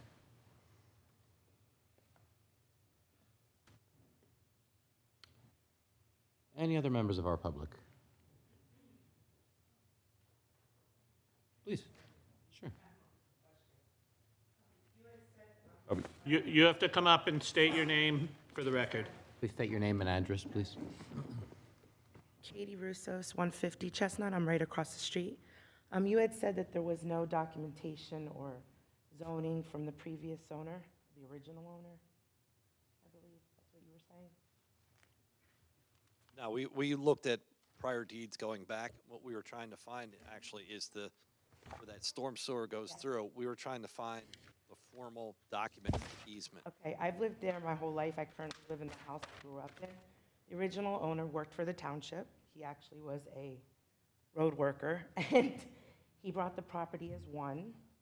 And years going back in the 60s, he tried to subdivide it. But because of that pipe, the township denied him. We're going to have, you're giving testimony, so I'm sorry, I just, just raise your right hand, please. Do you swear or affirm that the testimony you're giving in connection with this application and hearing will be the truth and nothing but the truth? yes. Okay, thank you. Okay, so being that I lived there the whole life, and I knew the original owners, I knew the second owners, I bought my parents' home, so the original owner he owned 3 lots, which was the 2, and then the house to the right of him. He tried to subdivide the lot that you're trying to subdivide, and the township originally told them no. He wanted to build a house for his mother on the property. The township had said because of drainage, and there's always been drainage in Bradley Gardens, we have water, I'm right across the street, it comes like this. The township at that time tried to subdivide it. The second owner tried to subdivide it. He tried to sell it. They told him no. That was about, I believe, the late 90s, early 2000s. And the township said no, we couldn't approve that. Our question is, how would it happen now? And not, like they had said, water drainage and water. How are you so sure it won't affect? Because when property shifted, moved, dwellings are built, water has nowhere to go, except in our basements, which happens at least once a year. Like, we are adding 800 square feet overall. And the way I look at it, it does drain. The question was, does it affect other properties? And I'm just looking at it, it drains basically to that northern property line and then into the storm sewer, which then goes to Raritan. Yeah, and what's happened now, because we've had a lot of development throughout the years, my house was built in '76, so we're like one of the newer homes. What's happened through time, because the property wasn't used to that, houses that flooded never flooded, now flood, because you have these big houses and developments going in that they're forgetting that the land only has a certain amount of space. And if there's not enough land with this size of a house, it's gonna all come to that property, pool around the house, pool in the neighbor's house, pool in our house. We saw it during Ida. I mean, that was an exception, but we just had rain, last week, and all our yards looked like swimming pools. Questions, though, please. Can I ask a clarifying? Yes. So you're at is 148 the brick house that's directly across, and you're at 150? It looks like maybe a tannish colored siding house, is that you at 150? Yeah, that's our house. Okay. But the one directly across is a, Well, it's not really, it's like the house that stands on the lot is lot 13, I guess that's where the house stands. So they're like here, and then the lot that you want to build on is right across from. I got it, all right. And you're a 50-foot lot, and your neighbor to the south is a 100-foot lot. That's the one with the brick house on it. Yes. We're kind of in the, like, it comes down because we're between two of the hills. So the two houses are at the lowest point, so we get most of the water. And even recently, across the street where the lot is, they had water there. It's drainage. And Mr. Chairman, if you can indulge me, do you have a basement? Why, yes. Okay, to your knowledge, does 148 have a basement? Yes, it does. Okay. And do you have a sump pump? Sump pump and French drains. And is your sump pump very active? Oh, it's active. It shoots out all day, every day. Okay. Had many floods, many things happen. All right, thank you. You're welcome. Thank you, Ms. Ms. Russo, where does that water shoot out? Just into the yard? It goes in, I'm sorry? Where does the water from the sump pump shoot out to? Into the drainage, goes into the street. Not through our Belgian block, though, right? No. And then that goes ultimately to the storm sewer easement? Okay. Yeah, except it pools in our backyard too, because it's like we get from Linden Street, it kind of rolls, it's a domino effect. Right. So whatever rolls, and being in the lowest point of that hill, we get from above, and then Linden. Right. So it's happened more and more as time's gone on. Again, I've lived there 48 years and raising my children there. But as the area develops, more water. There's more coverage. Yeah. And Mr. Stires, I'm just curious, I know Mr. Pappas had mentioned about the stormwater. Would the applicant be willing to provide a stormwater report based on some of the testimony and the questions that have come up from the board today? I mean, we can do a stormwater report, but to be perfectly honest with you, when you're dealing, well, ultimately, whatever we come up with, say we're at what we propose, an 800 square foot increase, and Bill, you can maybe stand up for this one or not. I mean, you're not going to see that difference when you do the computations. Because when you do the computations the way they have them, it's based on acres. And you're not even 2% of an acre. So, I mean, I can do a report and state that, what the existing conditions and what the proposed conditions are. But I think the comment that we would agree to work with Bill to come up with stormwater measures is more of a better condition than actually doing the stormwater report. I'll default to our engineer on that one, Mr. Burr. I'll give you my 2 cents. If we're talking a stormwater report in the traditional sense, when we're talking about big developments, I don't think that's going to move the needle on something like this, but I certainly think, based on the condition that the applicant would manage the stormwater on this property, there should be calculations provided with that plan to show that what they're proposing is sized properly for this intended use. But I don't think there'd be any benefit to looking at bigger picture neighborhood stormwater issues, but certainly calculations for what they've agreed to should be provided. Yeah, that's what I was thinking, similar to, I think in the Bogart community, we had asked them to do similar type, soil type work. We want to see if what Ms. Russo is mentioning here is that they're living in swimming pools. Obviously, we want to see what the soil, what the conductivity of the soil is and how we can mitigate some of those issues. Yes, I would agree to that. The way Bill phrased that, I would 100% agree with that. Okay, so maybe you can come back to the board with something of that sort. And Mr. Chairman, just to confirm among any of the experts on these properties, there's a gentle downward slope from Oak to Linden to Chestnut and into Raritan? Fairly gentle? Fairly general, because. Okay, because I didn't notice it, you Yeah, know. it's not like. It seems flat, but it's Yeah. not. It's not, like, if you look at it visually, it seems like it's flat, but it kind of gradually all pitches. And of course, like, every time a home's built, they build it higher, or homes are improved, they add soil, so the ground shifts and changes and causes the sloping. But my thing is, would it be able to handle, like, what they're proposing?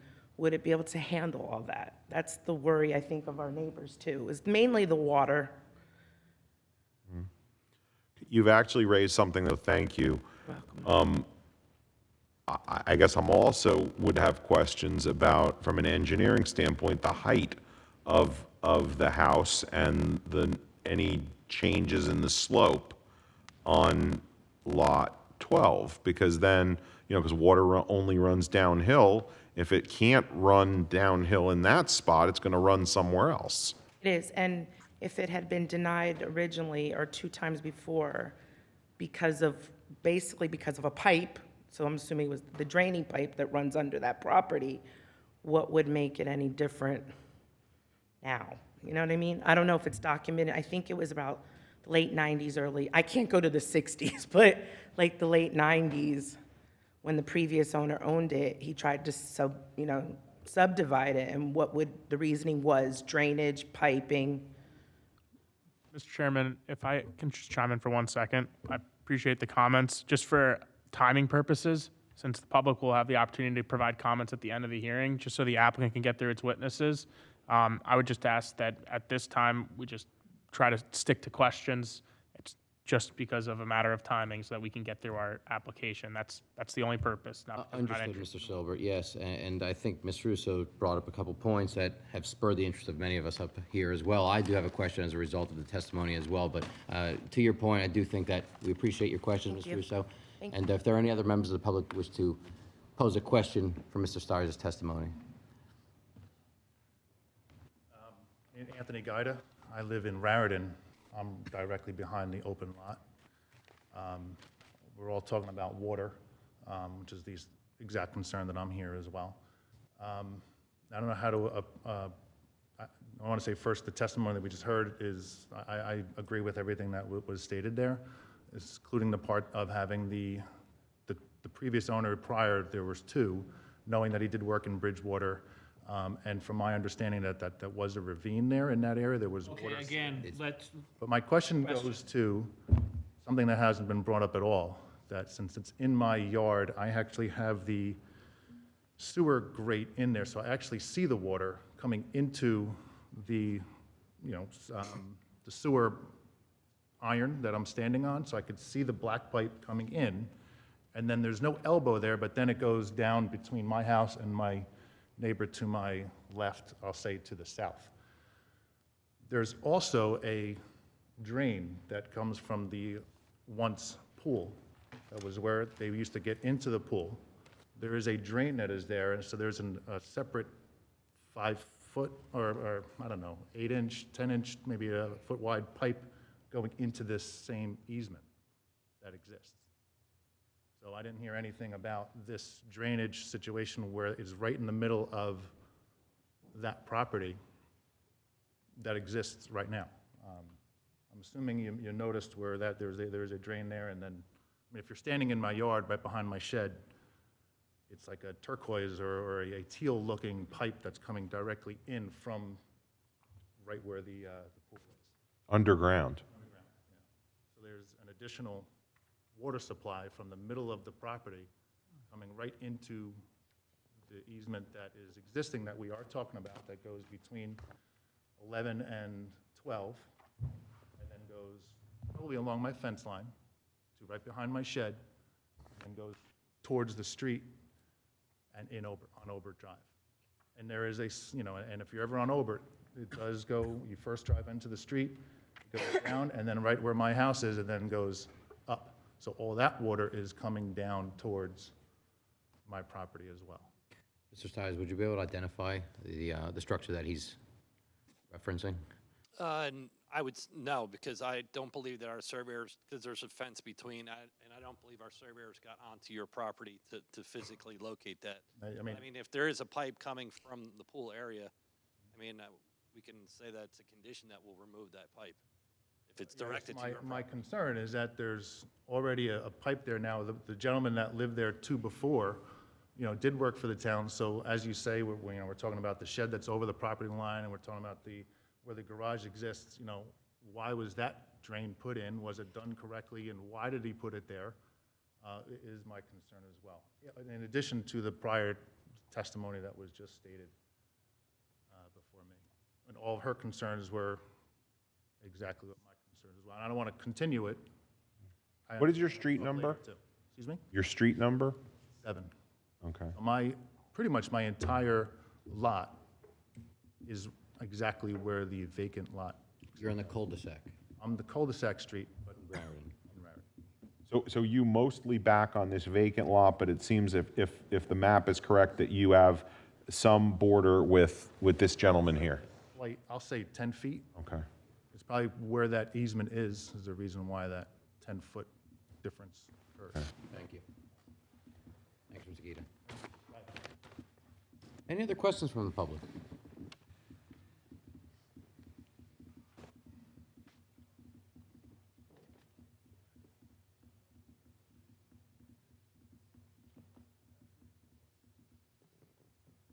Good evening. Good evening. I'm Eugene Jazorski, 145 Chestnut Street. One more time with your name, I'm sorry. Eugene Jazorski. And we're at 145 Chestnut Street, so we'd be to the south side on 13. The only thing I was just curious was, I do know that, like you said, the owners, previous two owners, when he worked for the township, and he was telling me he owned the 3 lots and everything. He had some pipes, they were, when I guess the houses were built, that were connected. It's a question, right? Yeah, the water would drain from ours through his and would basically, I guess, to this main pipe that would go into the drainage down into Obert or something. But anyway, like when our water would rain, the water from the sump pump, you could see it come up, but it would go down to this drainage. Once it would really get heavy, if it would back up, then the sump would work normally. Now, I don't know the last time when the house was redone, there was some digging, if it disturbed anything, but I know the sump kicks on a little bit more. But I was concerned that if there is any more building or construction, would it harm any connections that we have, any pipes that are running through, help draining the water? Because the previous owner had asked me about that. If he did anything, would he be disturbing? I said, I don't know, I just know there's pipes from ours going there where the water's drained. So we would just wonder if that would bother it. The only answer I could say is, are the pipes permitted, or were they just put in? I don't know when the houses were built, if it was, he owned all the lots, like, so there were 100 lots. He owned all the houses. So I don't know if they were all connected or how he did it. Yeah, I I can't just know he answer that. worked for the township, and they had, so I don't know what's going on. Yeah, I can't answer that. Yeah, because I know, like you said, we've noticed that with the storms and that, with the water drainage, it has built up more, and some of the backups, the drains and everything, they have been backing up more. Thank you. I'm sorry, just for clarity, you have, yours is it's basically a one-story house, maybe with an attic, tannish colored? Yeah, with a tan ranch. Okay. I could just put something on the record, and I only have one copy of the OPR request itself, but I did submit an OPR request to the township seeking any resolutions adopted by the township's land use board relating to the subject properties. So that would include, for example, resolutions of denial. Now, I was trying to find if there was a subdivision approval after 1953, but I just wanted the record to reflect that an OPR request was submitted and that no resolutions were provided. So we've operated under the assumption that there were no subdivision applications submitted for this property. Thank you, Mr. Silver.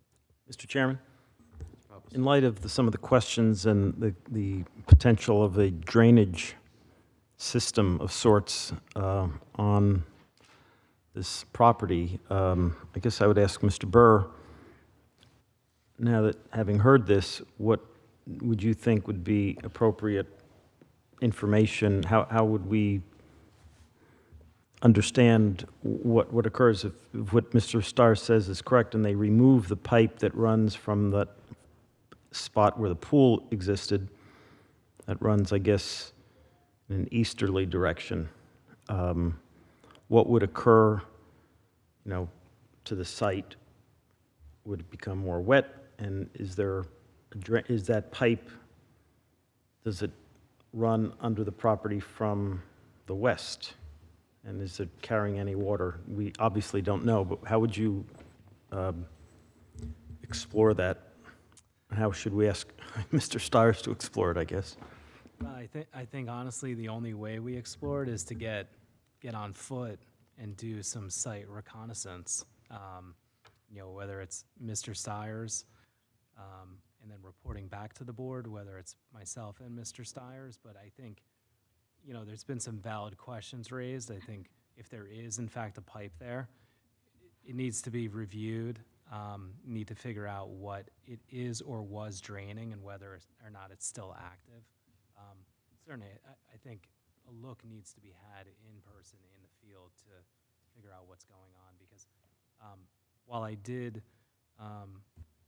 drive by the property, do a site visit from the street, I didn't go on the subject property and investigate it in advance of this meeting. So certainly, I think that should be done. Are there any other members of the public? Okay, that will close the public portion for this witness. Any other questions from our board? Mr. Silbert, next witness. Thank you.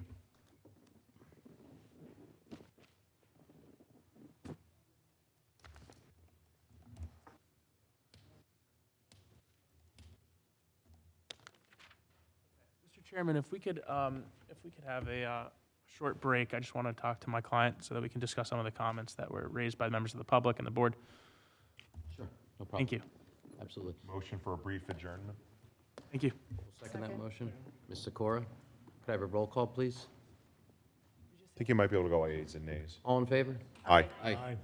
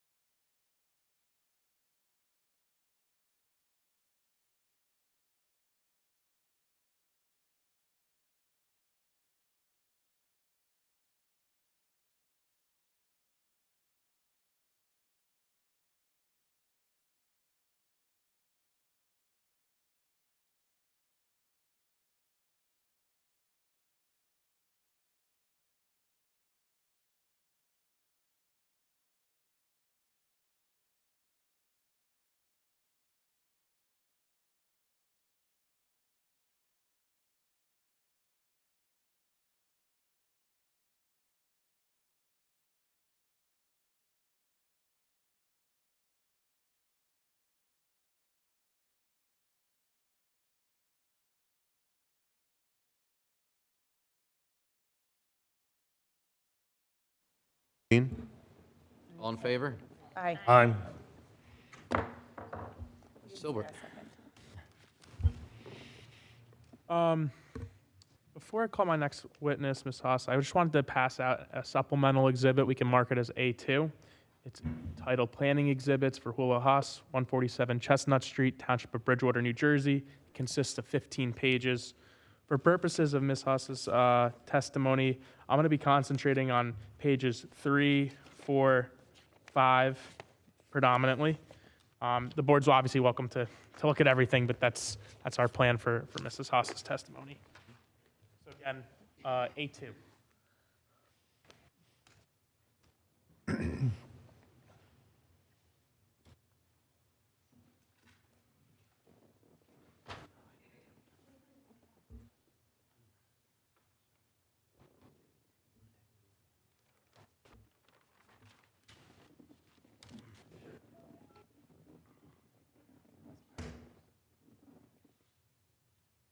I'm sorry, Mike, what do you call it, A2? Yeah, this is A2.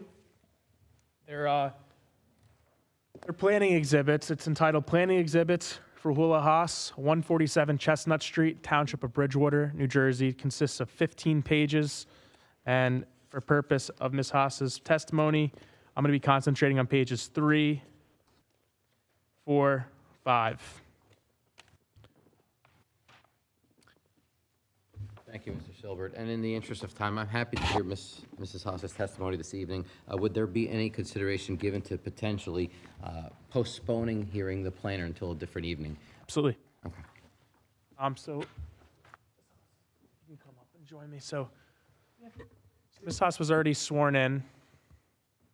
You can have mine. They can have mine. Yeah, if you don't mind just taking a seat here.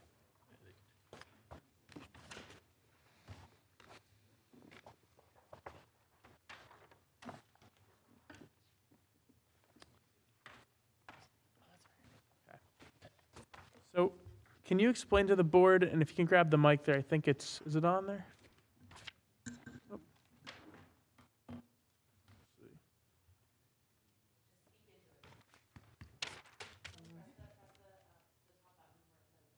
Mike? Oh, right here? I think it could be dead, maybe, so you can just use this. Okay. So, talk about your relationship with the property. When did you buy it? I purchased the property 2019, actually, actually 20. We did the close in March 20, right when COVID started. It was difficult to purchase because there was I guess, it was a divorce matter. They needed to get rid of it. They had projects started, not finished. The home was, it was sad the way the house looked. It was, I was sad the way people lived in it because the bathrooms were unfinished. They had tarp in the house. First thing I did when I purchased the home was treat it for fleas. So it was beautiful. I purchased it initially to live in the home. I just went through a divorce at that time, and the house, I say, found me. When I first walked into the home, my son said, "No, Mom, you can't get this home because this is not home. This is just garbage."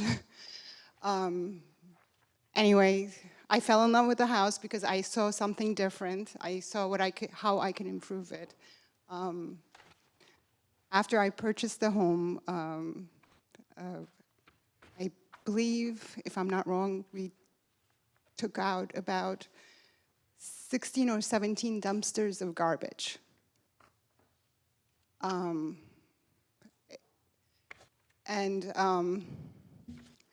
Once it was completed, it took a while. It took about a year during COVID. I think, still considering the time, it wasn't too bad. But I did put about, I want to say, $172,000 in improvements.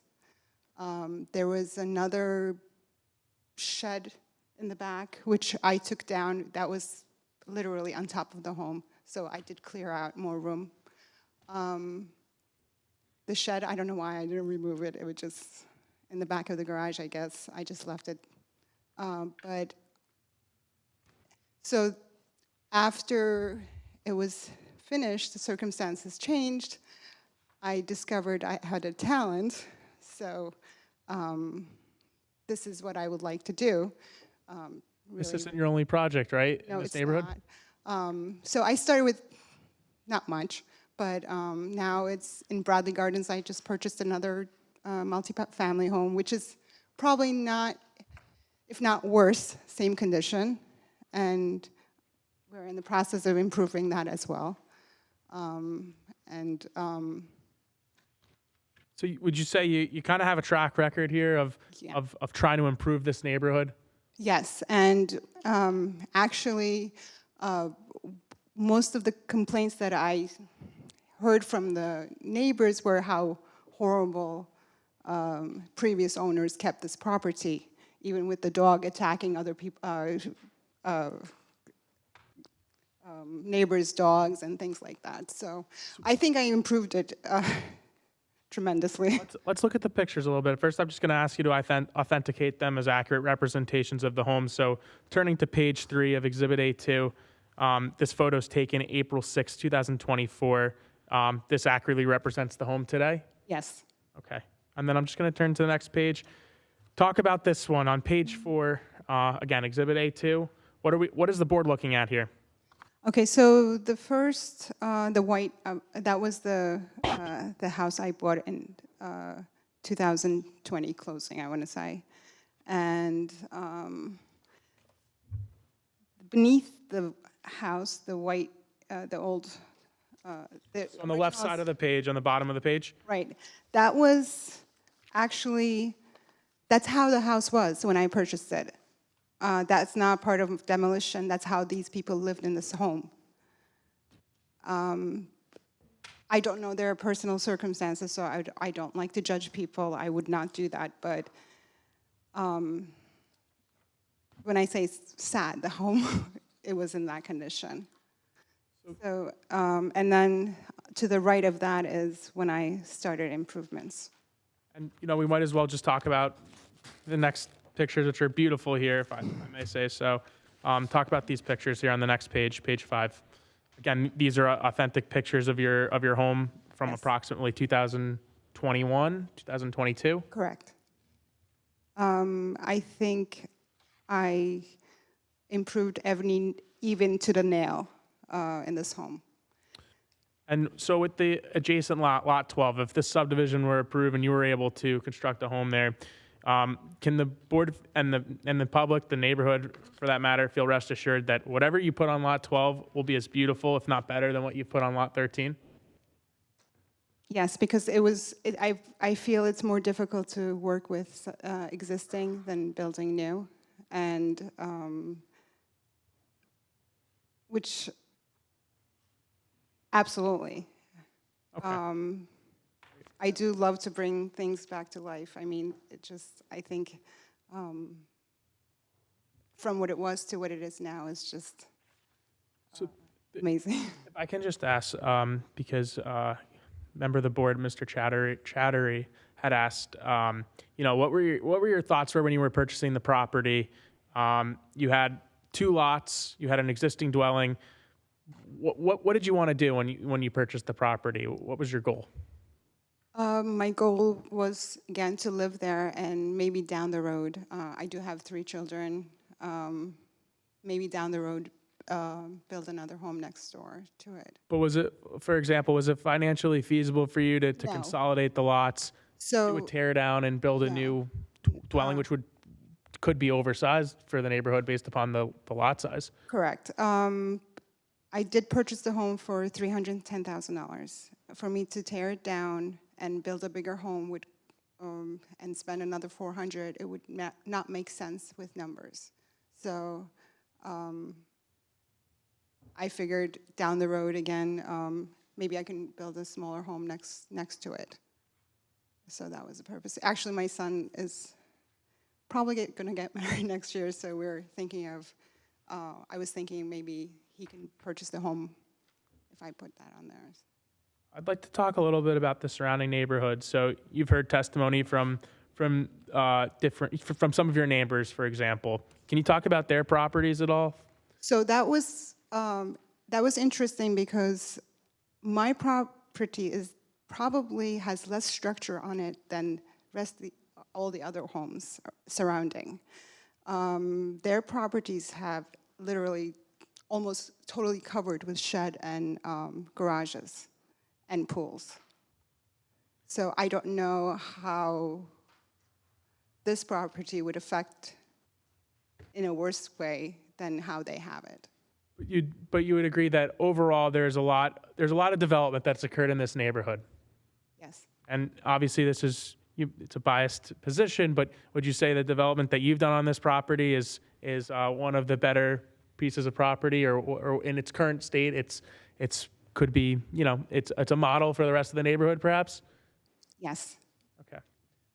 Another thing I wanted to discuss with you is just briefly, because Ms. Doyle isn't here, can you talk to the board a little bit about our informal conceptual meeting with Ms. Doyle? Because I think a lot of the board's concerns we spoke about with her. How do you recall that meeting? Anything that stands out from that meeting that you think the board would benefit from knowing? Well, first of all, she loved the improvements I made, and she agrees that, it is much better condition than it was. She did but she did say, it's probably best to leave the garage as is because it's cinder block. But if need be, I will take it down if that would help the situation. Again, my goal is to improve, not make it worse. I'm sorry, I didn't mean to interrupt you. Please go ahead. And not just here, but any property I can get fine to improve, I will. So just quickly with respect to the garage, and obviously this is all hearsay. Ms. Doyle is not here to attest to whatever the questions I'm asking and the information you're giving. But so you did talk about the garage, and she initially had suggested to take it down. Is that correct? Yes. Until learning about the construction. And how about did you do any work to the garage? I did clean it up and remove the garbage from inside and made sure. We don't have any photos of what the garage looked like previously before you got your hands on it. Right. It was, I just made sure all the beams are secure. The garage door works properly. You paint? I painted it and made sure the roof is in good condition. Okay. So you did put work, you put money into it, correct. And at least would you agree that from your perspective, it aesthetically looks well and it's fully functioning? Yes. Okay. So again, not things that necessarily go to lot coverage, but I'm asking these questions because I wanted the board to be aware of the efforts that's been taken on the property thus far. Mr. Chairman, sorry to interrupt, but while we're talking about the garage, I had a question earlier. There appears to be a double car door, and then next to it there's a regular door. Is there anything going on in there other than storage, and that's just essentially a convenience door? So if you want to walk in there, you don't have to lift the garage doors? So I believe people who owned the property before I did, they did use it for commercial purposes, which makes sense why that garage is so big. And they did have, there was another building, not a building, but like a big shed, oversized shed. I think they used it as an office, which I took down because, again, it was so close to the home. I was worried about the same problems that, there's a water going, whereas... 2 sheds, right? There were 2 sheds on the property. 2 sheds, yes. Okay. Actually, one of the, I don't know if you have the pictures. But right now the garage is a garage. It's a garage. And that extra there's person door is just a convenience. So Correct. If you want to go in or out, you don't have to lift the Correct. lift the double door. Correct. Okay. I personally have no more questions. I think the pictures really speak for itself, but I'll throw it back to you, Mr. Chairman. Thank you, Mr. Silbert. Thank you, Ms. Haas. Does the board have any Oh, questions? Ms. Haas, if you have something that you want to add, I'm very sorry to interrupt. Please. Sorry. I believe one of the tenants pointed out that there were other property owners that wanted to subdivide, but I believe there was never an application put in. Even if that were the case, maybe they weren't willing to spend the money and the time effort to make sure that the drainage problem was solved. So I'm willing to do that. Whatever is necessary, again, it's to improve the property, not make it worse. And I would not put my home under, in a danger of flooding either. So just like they own their homes, I own that property as well, and I wouldn't want that for my house either. We just, Mr. Stiers just reminded me, I meant to ask you about this, but talk about conditions on the property right now. Have you ever had flooding in your basement? No, not at all. Even during Hurricane Ida? No, not at all. There is a sub pump and there's a French drain put in when that was one of the improvements, so. You put that in? Correct, yes. Just a question on that point. There's at least, it looks from the picture, at least 3-4 steps to get up into the house, right? From the front? Yeah. Yes. So, That was existing. what's that? That was existing. Right. No. I guess I'm supposing, and I'll maybe turn to the engineer to confirm this. Your house might be drier because it's built a little higher.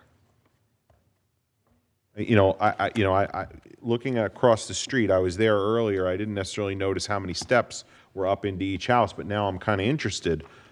Actually, no, it's not higher. It's just the front there's more, believe there's more soil, and they lifted it up, the front, but it's leveled out the same. Right, no, but what I'm saying is my ongoing hypothesis is that wherever your first floor is, whether it's because there's land, there's earth leading up to it, or there's steps leading up to it, if your first floor is higher, and maybe it is, and then as a result your basement floor is higher, and it might be, that may be why you're drier. Actually, basement is a walkout basement. There is steps behind the house. You walk down to the basement. It's not a.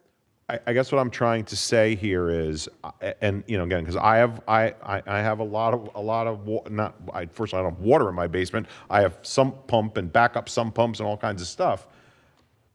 I believe, again, I'm not an engineer, but where your basement floor is sitting is probably a determining factor of, are you dry or are you wet? And again, I'm just simply saying that when these different houses were built, you didn't do anything. It was already done. You may have gotten fortunate that whoever built this house built your foundation and your basement floor high enough so that you're not having to run sump pumps versus your neighbor to the left, your neighbor to the right, your neighbor across the street. When that house got built, it might have gotten built closer to the water table. And that's why their sump pumps are going on, as was stated before, very frequently. I'm sorry if I'm not understanding. In that case, is that that's a good thing for you. Right, and their homes are not built properly? No, I didn't say they're not built properly. I'm saying that I'm sure they were built following all reasonable requirements at the time. I'm simply saying that a house built, and again, I think I saw a nod, a house built closer to the water table is going to have a higher risk of having water come into it.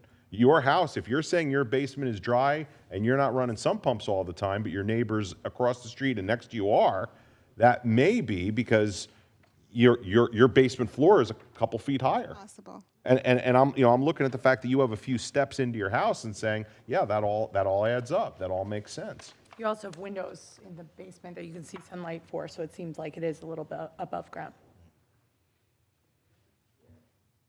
I mean, I'm not an engineer and I don't play one on TV, but am I kind of onto something here? Okay. Mr. Chairman, I have some questions for Ms. Haas. Please. Ms. Haas, the photographs on page 5, are of the home. Do you live in the home? Okay. Is it rented? Yes, it is. Okay. The photographs that you have here are of two on top or as renovations were taking place. And I guess the top right-hand corner photograph is the basement, the exterior entrance to your basement? Right. Are these pictures elongated? They appear to be horizontally elongated. Is that correct? Like the bottom right-hand corner photograph, it has a kitchen, and the refrigerator looks extremely wide. The chair seems wide. Is that? You understand what I mean? Wide angle lens. Yeah, it's- Wide angle lens or something like You're that? not to like scale or anything like Okay. that. So I'm not seeing things. Okay. It looks stretched out. Yeah. Yeah. Okay. It's just a matter of putting it on a legal size handout Got it. versus a letter size handout. I mean, our planner can Okay, answer that. Just okay. he had prepared these exhibits. When you purchased the property, what was your original plan? To live there, that's why it was furnished. As you can see, that's when I had it furnished. And then, again, my personal circumstances changed, so Right. And how long has it been rented? 2 years. Okay. So approximately how long did you live there? I furnished it, I actually did not live there. Oh, okay. And it and- was I'm sorry. matters. Okay. And the garage, I don't know if you want me to ask the question, or you want to save it for you. The garage, there's one of the photographs here. I'm looking at page 9. And there is it's an aerial photograph of the property. And the garage appears to have some structures protruding through the roof.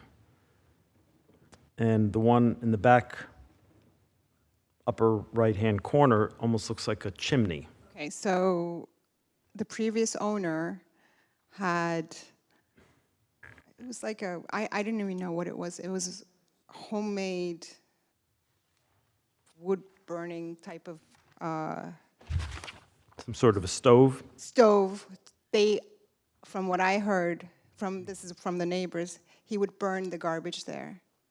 So I removed all that. Okay, so there's no stove in the garage? No, not at all. Okay, and it's just Yeah. used for storage? Correct. And I removed whatever was there. Okay. It was weird. We can come back also with a photo of the interior of the garage since we're coming back. So Yeah, what page is that? What page is that? I'm saying when we come back. Oh, come okay, back with got it, it, with got an it. interior photo of the garage if the board wants to see the interior. Got it, okay. That's fine, totally fine.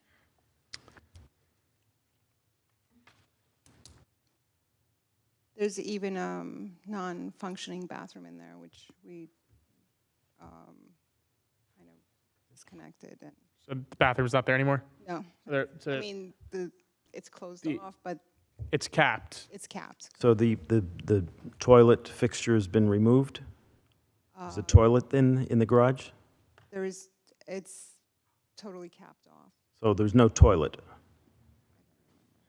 We'll get back to on that. It's not, if there is one, it's not functioning. It's not functional, yeah. But So there is a toilet? It's a simple question. There is a non-functioning bathroom there, yes, toilet, but there's no water, there's nothing there. Okay, so there is a toilet, but there's no running water into No the running water. garage? Okay, And no electric in that side, yeah. okay. Okay, that's all for now, thank you. So that was, again, the previous owner used that, I guess, as commercial. I believe they had a paving company or some sort, I'm not sure. Thank you, Mr. Bilbis. Are there any other questions from the board for Ms. Haas? Mr. Bunga. I'm just curious, we talked a little bit about the basement, and do you have a sump pump in there? Yes. And have you? French drains. French drains. And have you seen water over the last, or have your tenants noticed I any have water? not gotten any kind of complaint about water, no. Okay, that's it for now. Thank you. Any questions?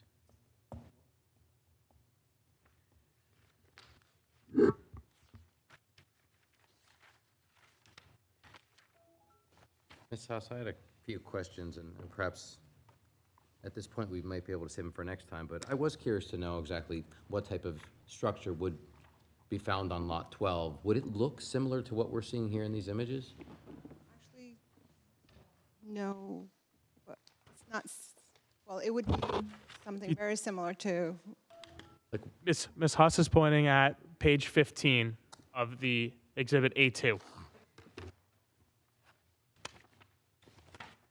So, yeah, that's. is that the, concept plan of what that home would look like on Lot 12? Yes.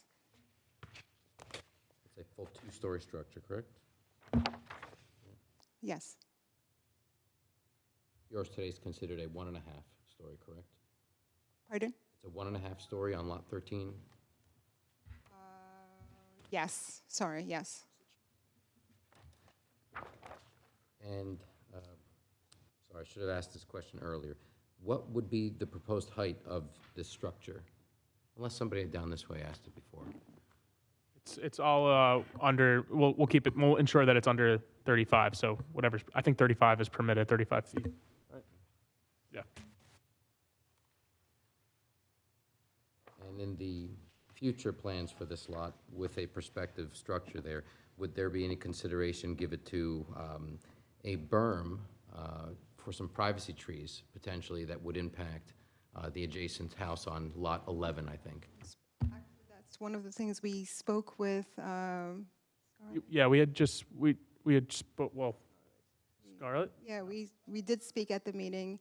I was willing to, even for privacy and noise, I was willing to put trees, because I think with, you can fix a lot with nature, so. The only problem is Even the water problem. we'd have to locate whatever instrument exists to see whether or not vegetation's permitted in the easement area. So I think the idea is that there's going to certainly be vegetation planted, but I don't know about between Lot 11 and Lot 12. Until we locate some instrument that establishes rights, we can't commit to that. But if it permits it, absolutely. Yeah, I have several questions regarding the density of that space between the structure of the home that's on Lot 11 and the proposed structure on Lot 12, what that would look like, especially with the drainage easement that we've been talking about all year. I know in the plans you said there was going to be a soil heap, I think. It was going to be stored somewhere along that side there. Be removed. Would be removed. Right. Okay. I had some other questions, but I think they're more appropriate to save for the next time. Well, that'll be it for now.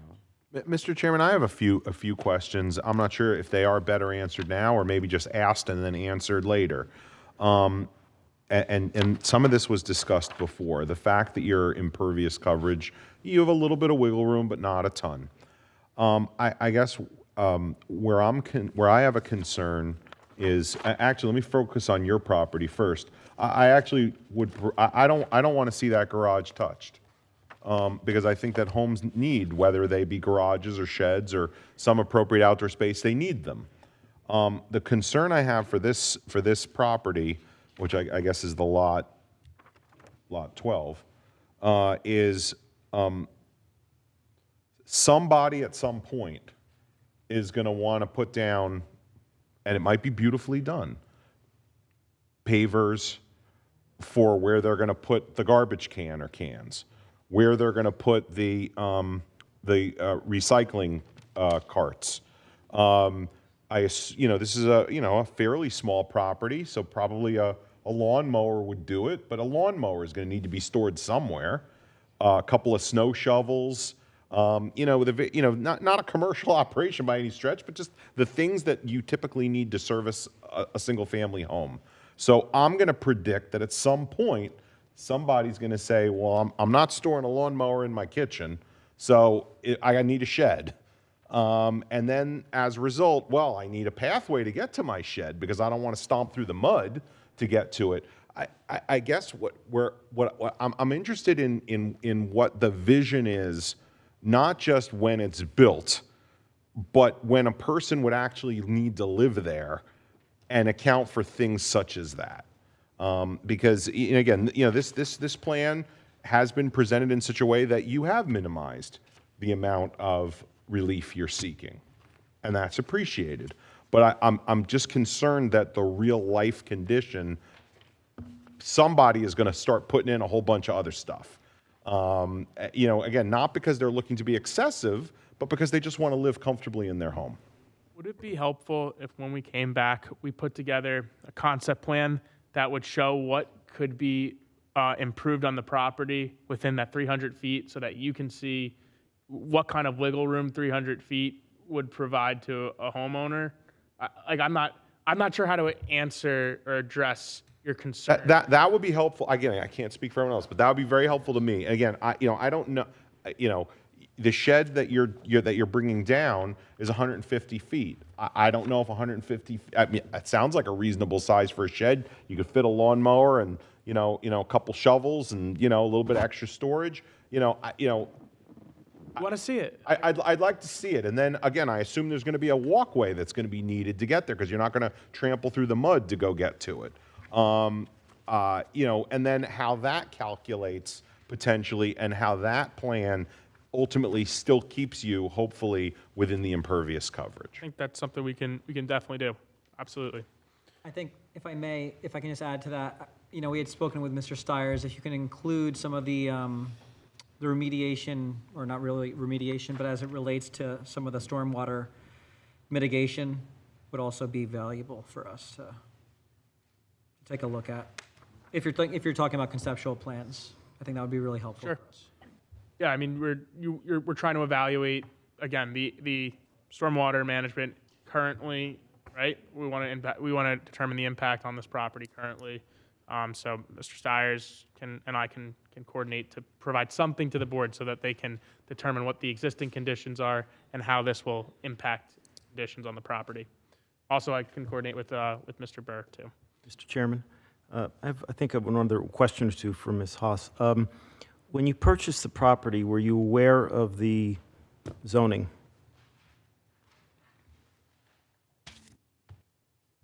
Were you aware of the zoning when you purchased the property?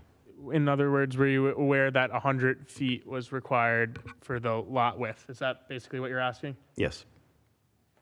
No? Why are you here seeking a subdivision? Use this if the mic's not working. Well, before you answer that question, you understand the zone requirements now? Yes, I do. Okay, so now the question is, why are you asking for this subdivision? I would like to build a structure on there. Could you tell us why?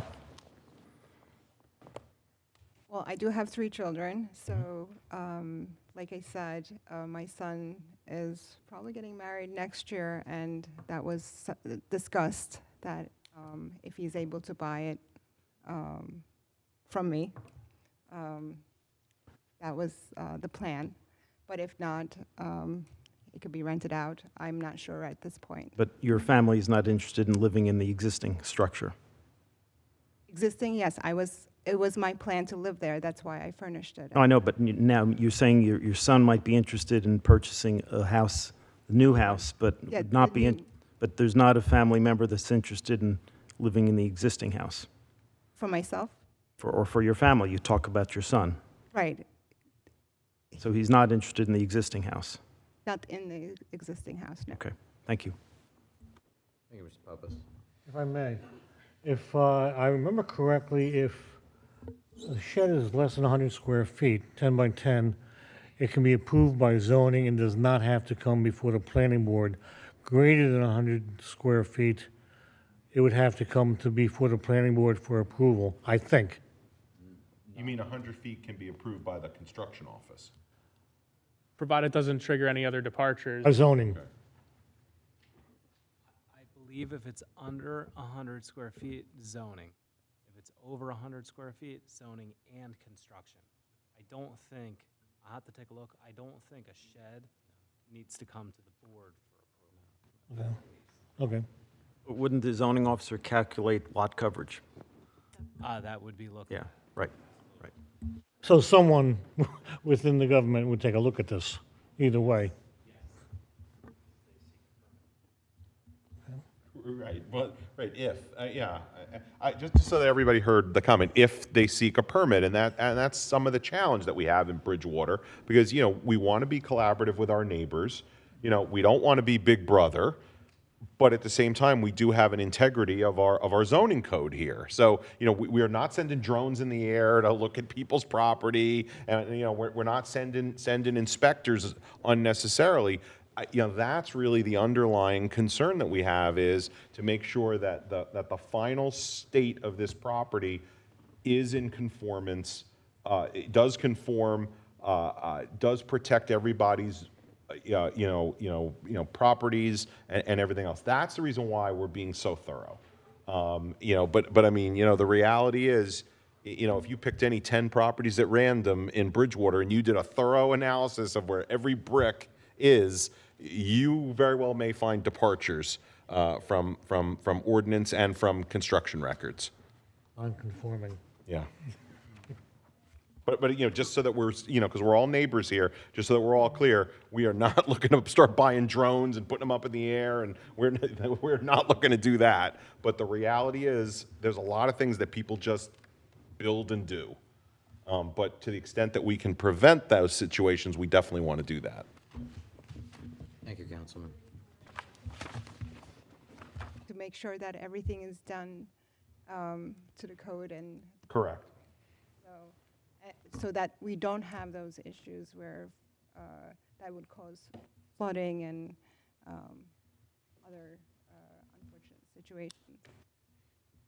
I think a lot of us have concerns as well, because, you know, this neighborhood's already grown out of itself, you know, over many generations now. So adding an address to this spot, it creates, you know, a quality of life issue for everyone around this proposed structure. So we're taking a close eye, looking at everything, dissecting it down to, you know, what it would do with stormwater, what it would do with you know, the roof leaders at, you know, where are they going to drain, where's the sump pump going to drain, so, you know, how high is the slab? So I think a lot of us share the same concerns on stormwater, on the plans, on the architecture. So that's exactly why I think a lot of us are here this evening, just making sure we do our I think I have a question that we don't have to have answered now, but for Mr. Stiers. So as Councilman Kirsch was talking about the water table and the elevation of the basement of the existing structure, if you could speak to I'm assuming the new house would have a basement? Basement's proposed, but Yeah. Okay, so where the hold on. the level of the basement floor of the new structure as compared to the existing structure, it would be interesting to know that, because that would, to Mr. Kirsch's point, would potentially impact water in that basement. Thank you. And I'm sorry, just to that point, I mean, I think we'd want to come to a place where that floor is located so that this house stays dry, because we certainly don't want to create a problem, but at the same time does not make other houses more wet. So if there's a place where that floor needs to be, that's going to keep this home dry and not make others more wet, that would be very important for us. And again, from an engineering standpoint, you know, I don't, maybe it's a field calculation. You know, exactly how deep a house is maybe not the most precise thing. You know, that may be something from an engineering standpoint we want to consider as well. Mr. Chair, just a brief question. Atkins, please. The house on lot 13, its basement, is it finished? No? Are you planning to finish it, or? Okay, so that could be used to store any materials, or is it currently being used to store materials? Actually, there's just a washer and dryer for the people who are living there, and it's just open space. Okay, thank you. Are there any other questions from the board? I'd like to turn over to the members of the to our professionals. Got to ask you a few I have questions. a few questions. First of all, the question that was just posed about the basement. On the existing lot 13, you mentioned that the basement is not finished. Correct. Can you provide pictures of the basement at the next hearing? Sure. Thank you. You'll see where I'm going in a second. And you mentioned that the proposed basement on Lot 12 is also not proposed to be finished, correct? Correct. And you'll agree that it won't be finished? Yes. There's implications to the floor area ratio if the basements are finished.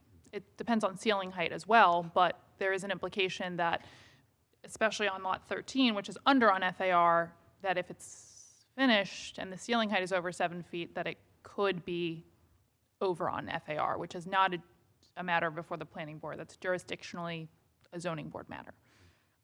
So we do need to confirm that. We need to have your engineer confirm that, and we do probably need pictures of the basement. We've seen pictures of the other portions of the house, so the basement would be helpful to show that it's not a finished space. I think we'll also probably need, from the engineer, a confirmation on the proposed building height for Lot 12. Looking at the specs from the last sheet, I think it's sheet 15,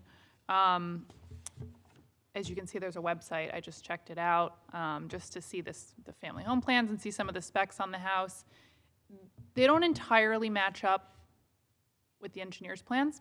The porch is in a different location, and there's also stairs leading up. So we just need to know about how building height's calculated in our ordinance, the grades on the site, and then match that to what's proposed for the house, because currently the specs on the house show that it's about a 29-foot house approximately. So our ordinance allows up to 35 feet, and with some stairs and with some grade, we could be getting close again. And I don't think it's sufficient just to say under 35 feet, because it potentially could be another variance condition. So I would like to see that information also from the engineer. Unfortunately, there's no architectural plans. They're not required, but they would be very helpful in this case simply because those calcs probably would have been provided along with the FAR. I don't think I have anything else. Thank you. Thank you, Ms. Sorman. Believe it or not, I have no questions at this time. Thank you, Mr. Chairman. Thank you, Mr. Burke. At this time, I'd like to open up to any members of the public that wish to question Ms. Haas's testimony. Please feel free to come forward at this time.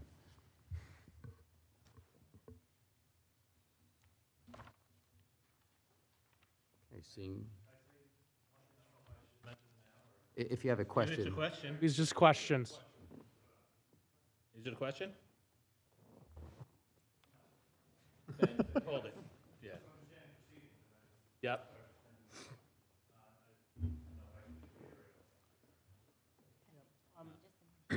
Sir, I'm not sure what your name is, but would we have permission to take a look at the pipes that you were speaking about on your property? No. It can be seen from over the fence. Okay. Do you need, that's sufficient? No? You can see the drain. Yeah, I mean, our engineer is saying that we would like the ability to locate the pipe. Here, why don't you specifically request what you're seeking? I don't know if you want the microphone or. Is this working? Yeah, you can speak loud. We just want the ability to, because there is a storm drain, as we've all been discussing, going through the property and through your property. We'd just like to be able to locate the inlets all the way to the next road, and then if there is a pipe coming onto your property, be able to locate it. Well, I mean, there's, right where the pool was, you can see that there's a opening there.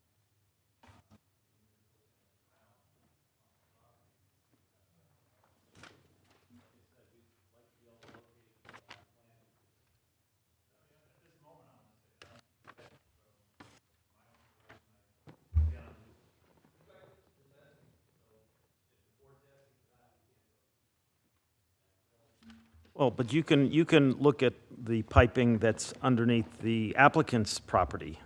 There's been, if I can finish, Mr. Stars, if there's potential, the gentleman said that there is potentially a pipe running from the pool area in an easterly direction, maybe you could at least explore that on the applicant's property.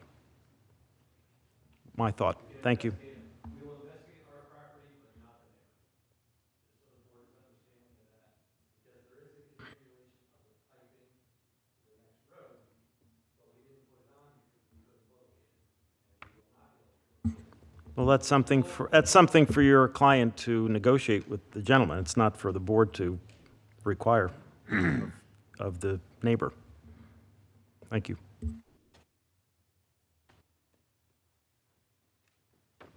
Any other questions from our public?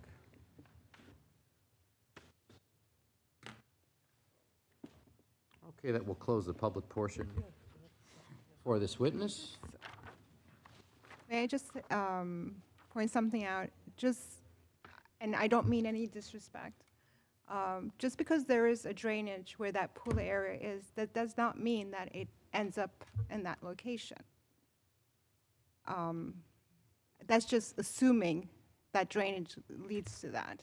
So unless our engineer takes a look at it to make sure, we can't say that drainage is on their property, leads to their property. Well, our engineer can certainly look at whatever infrastructure is on our property, and we've already agreed to do that. So whatever's on our property, we'll investigate. We can only do what we can do. Mr. Burr, is that satisfactory for the moment? That's the best we can do for now, but yeah.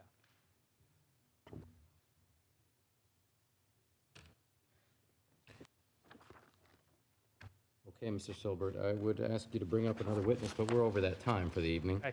Okay. Are we closing to the public, or? We have closed to the public, correct? Yep. Okay. And at this point, I'd like to ask Ms. Probst what dates we have open for our applicant here to carry this meeting.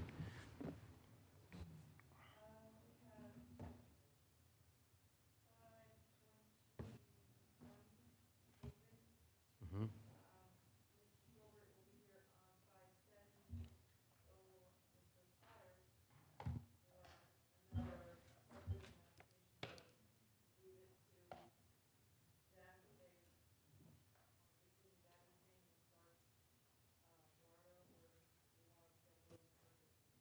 Is that the sole application on 5/7?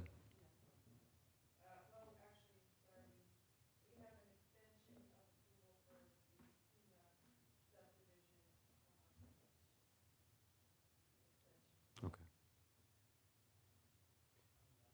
Mr. Silbert, how does that work?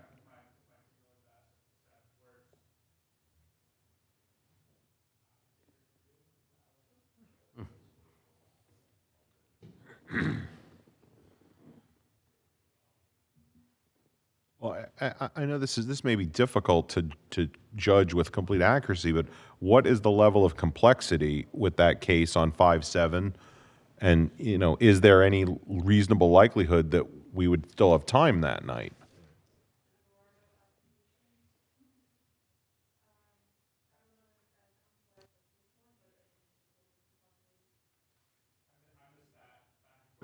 No, my question is, we apparently have this 5/7 item. I'm, again, impossible to know for certain. I'm interested in knowing the relative complexity of that so that we can understand, is there a viability to still having time left on 5/7? Yeah, I do. I think that I think so.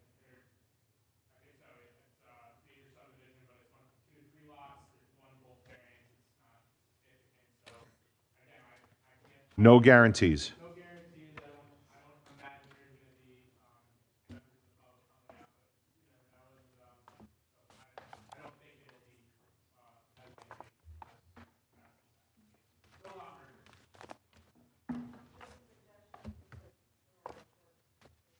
Yeah. I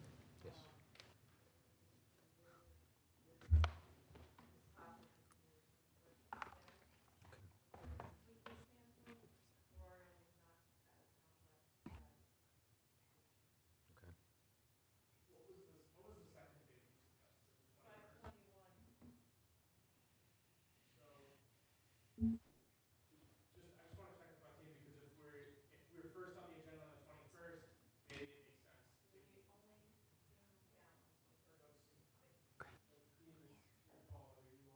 See, this is where I look at life differently. Once I'm here, I don't mind being here all night. If I can avoid coming back a different night. Yeah. Right? Did you feel the same way?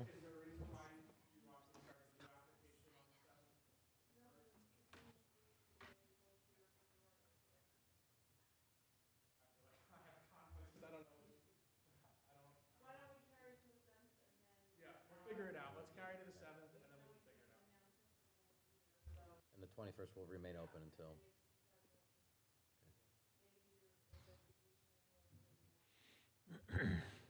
Could I just ask, complicate this for Mr. Burr and Ms. Sarmat? Is there anything that, any specific length of time that either of you would need? Is the 7th sufficient time for any additional review you need for the board's benefit? Yeah, the only concern I have with May 7th is 2+ weeks away, 3 weeks from now, to do the site reconnaissance, to have Craig make whatever revisions he may need to make to the plans, present them to us. Preference would be 10 days before that meeting. Doesn't leave a whole lot of time. Certainly the 21st is more time to do a thorough job, but maybe they can jump on their part tomorrow. You know what I mean? But it is a compressed turnaround time on the 7th.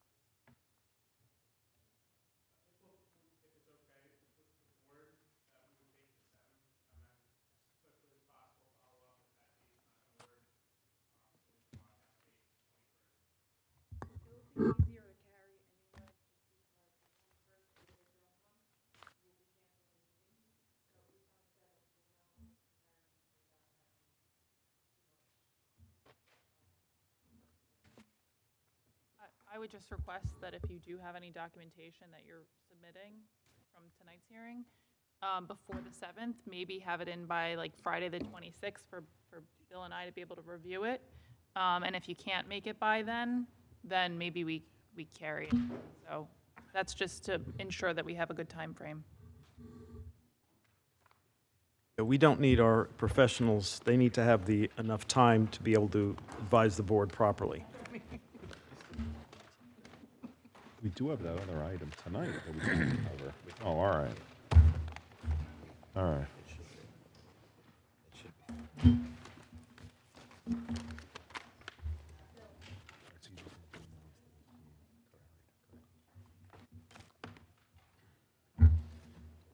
So we agreed it's gonna be May 7th? Yeah. See, I gotta bring my papers home and bring them We'll back. have to carry it to the 7th. That's right. Ready to proceed, we just have to carry it again on the 7th. Yeah.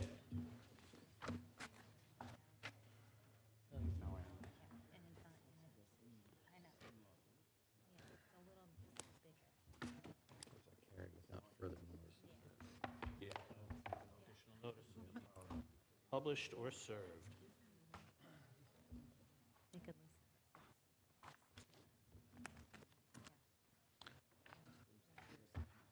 Yeah.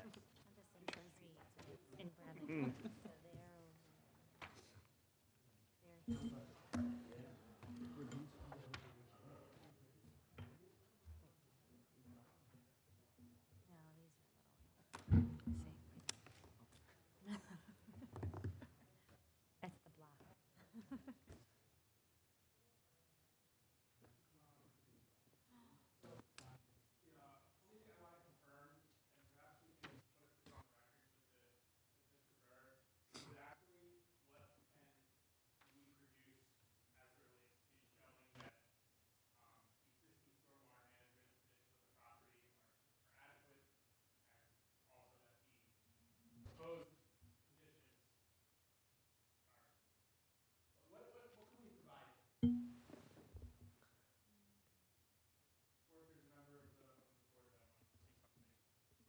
Well, I think the line of questioning that you guys heard tonight, 90% of the questions revolve around drainage concerns.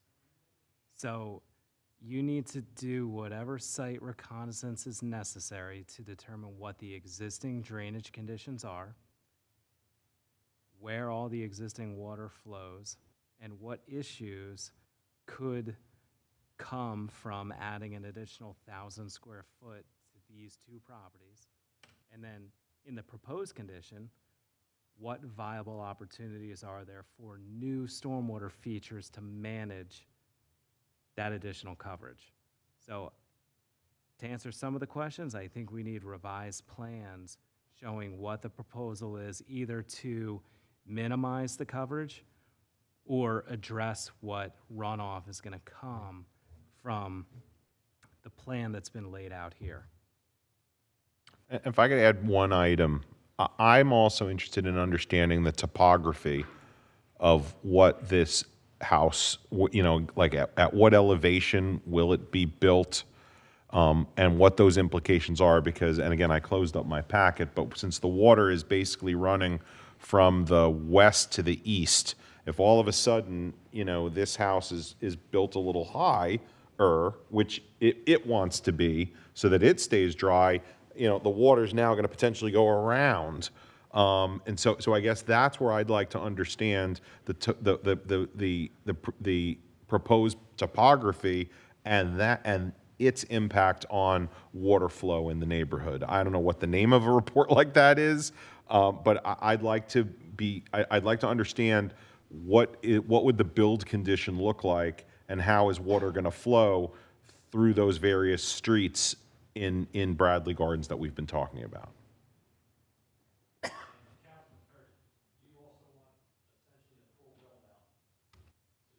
Yes, and the whole, would there realistically be a shed? Where might it be? Would there realistically be a paver area where you're going to put garbage cans? Is there going to realistically be a sidewalk along the side to get to the shed in the back? Yes, that would be very valuable.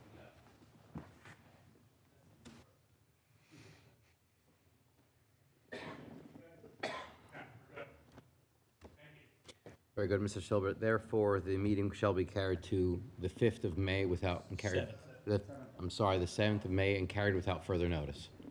Okay. Thank you.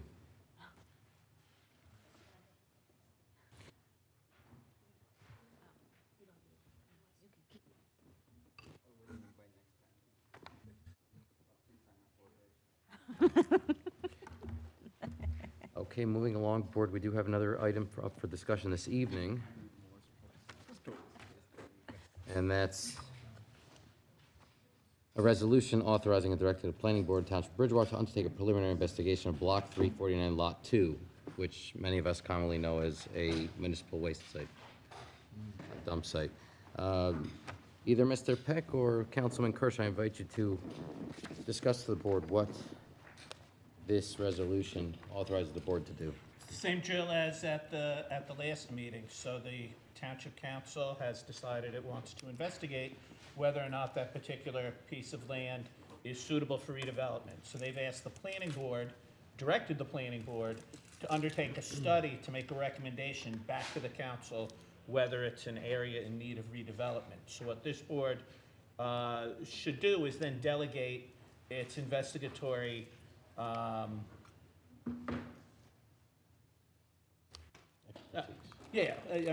drawing a total blank here. I don't know how. But to delegate its responsibilities to the township's special redevelopment planner, Michael Sullivan. Okay.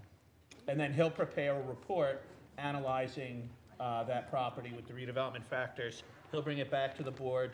The board will have a public hearing to decide what kind of recommendation it wishes to make back to the Township Council. Well, I'm just very limited additional commentary. So again, there is a 6-step process.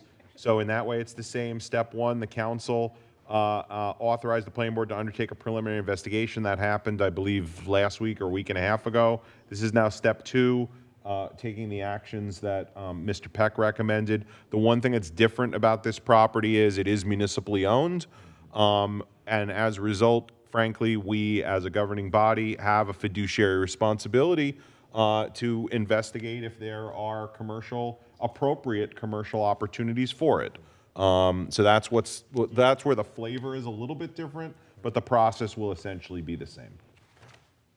And there's a motion on the floor. It's a municipal yard site. So it's a portion of the municipal waste site accessible from Foothill Road. Yeah. By the quarry? No, before the Stone Center, going down toward Chimney Rock. Okay. That's still on Foothill Road on the left. Huh. There's I think a cemetery across the street from there, right, and some other businesses. Okay, I'll second. Well, no, maybe I shouldn't second.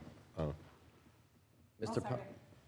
That's, I thought it was moved before, I think. I've heard it moved by Mr. Pappas, and I'll take a second from Ms. Sikora. Yes. Yes. Yes. Yes. Yes. Yes. Very good. We do have one last item of discussion here, and Ms. Sarmat, I do believe that we have to update the board on some new dates regarding the master plan workshop.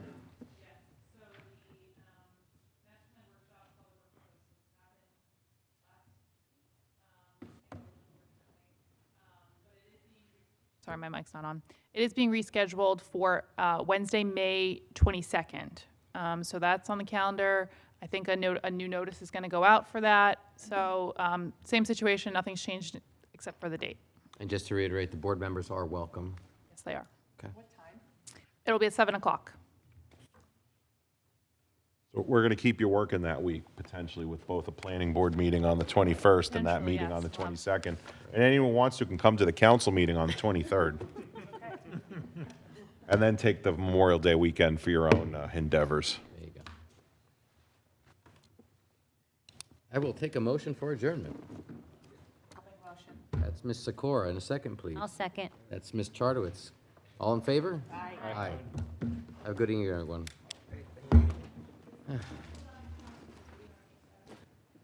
On May 7th? Yeah, Oh, absolutely. Yeah.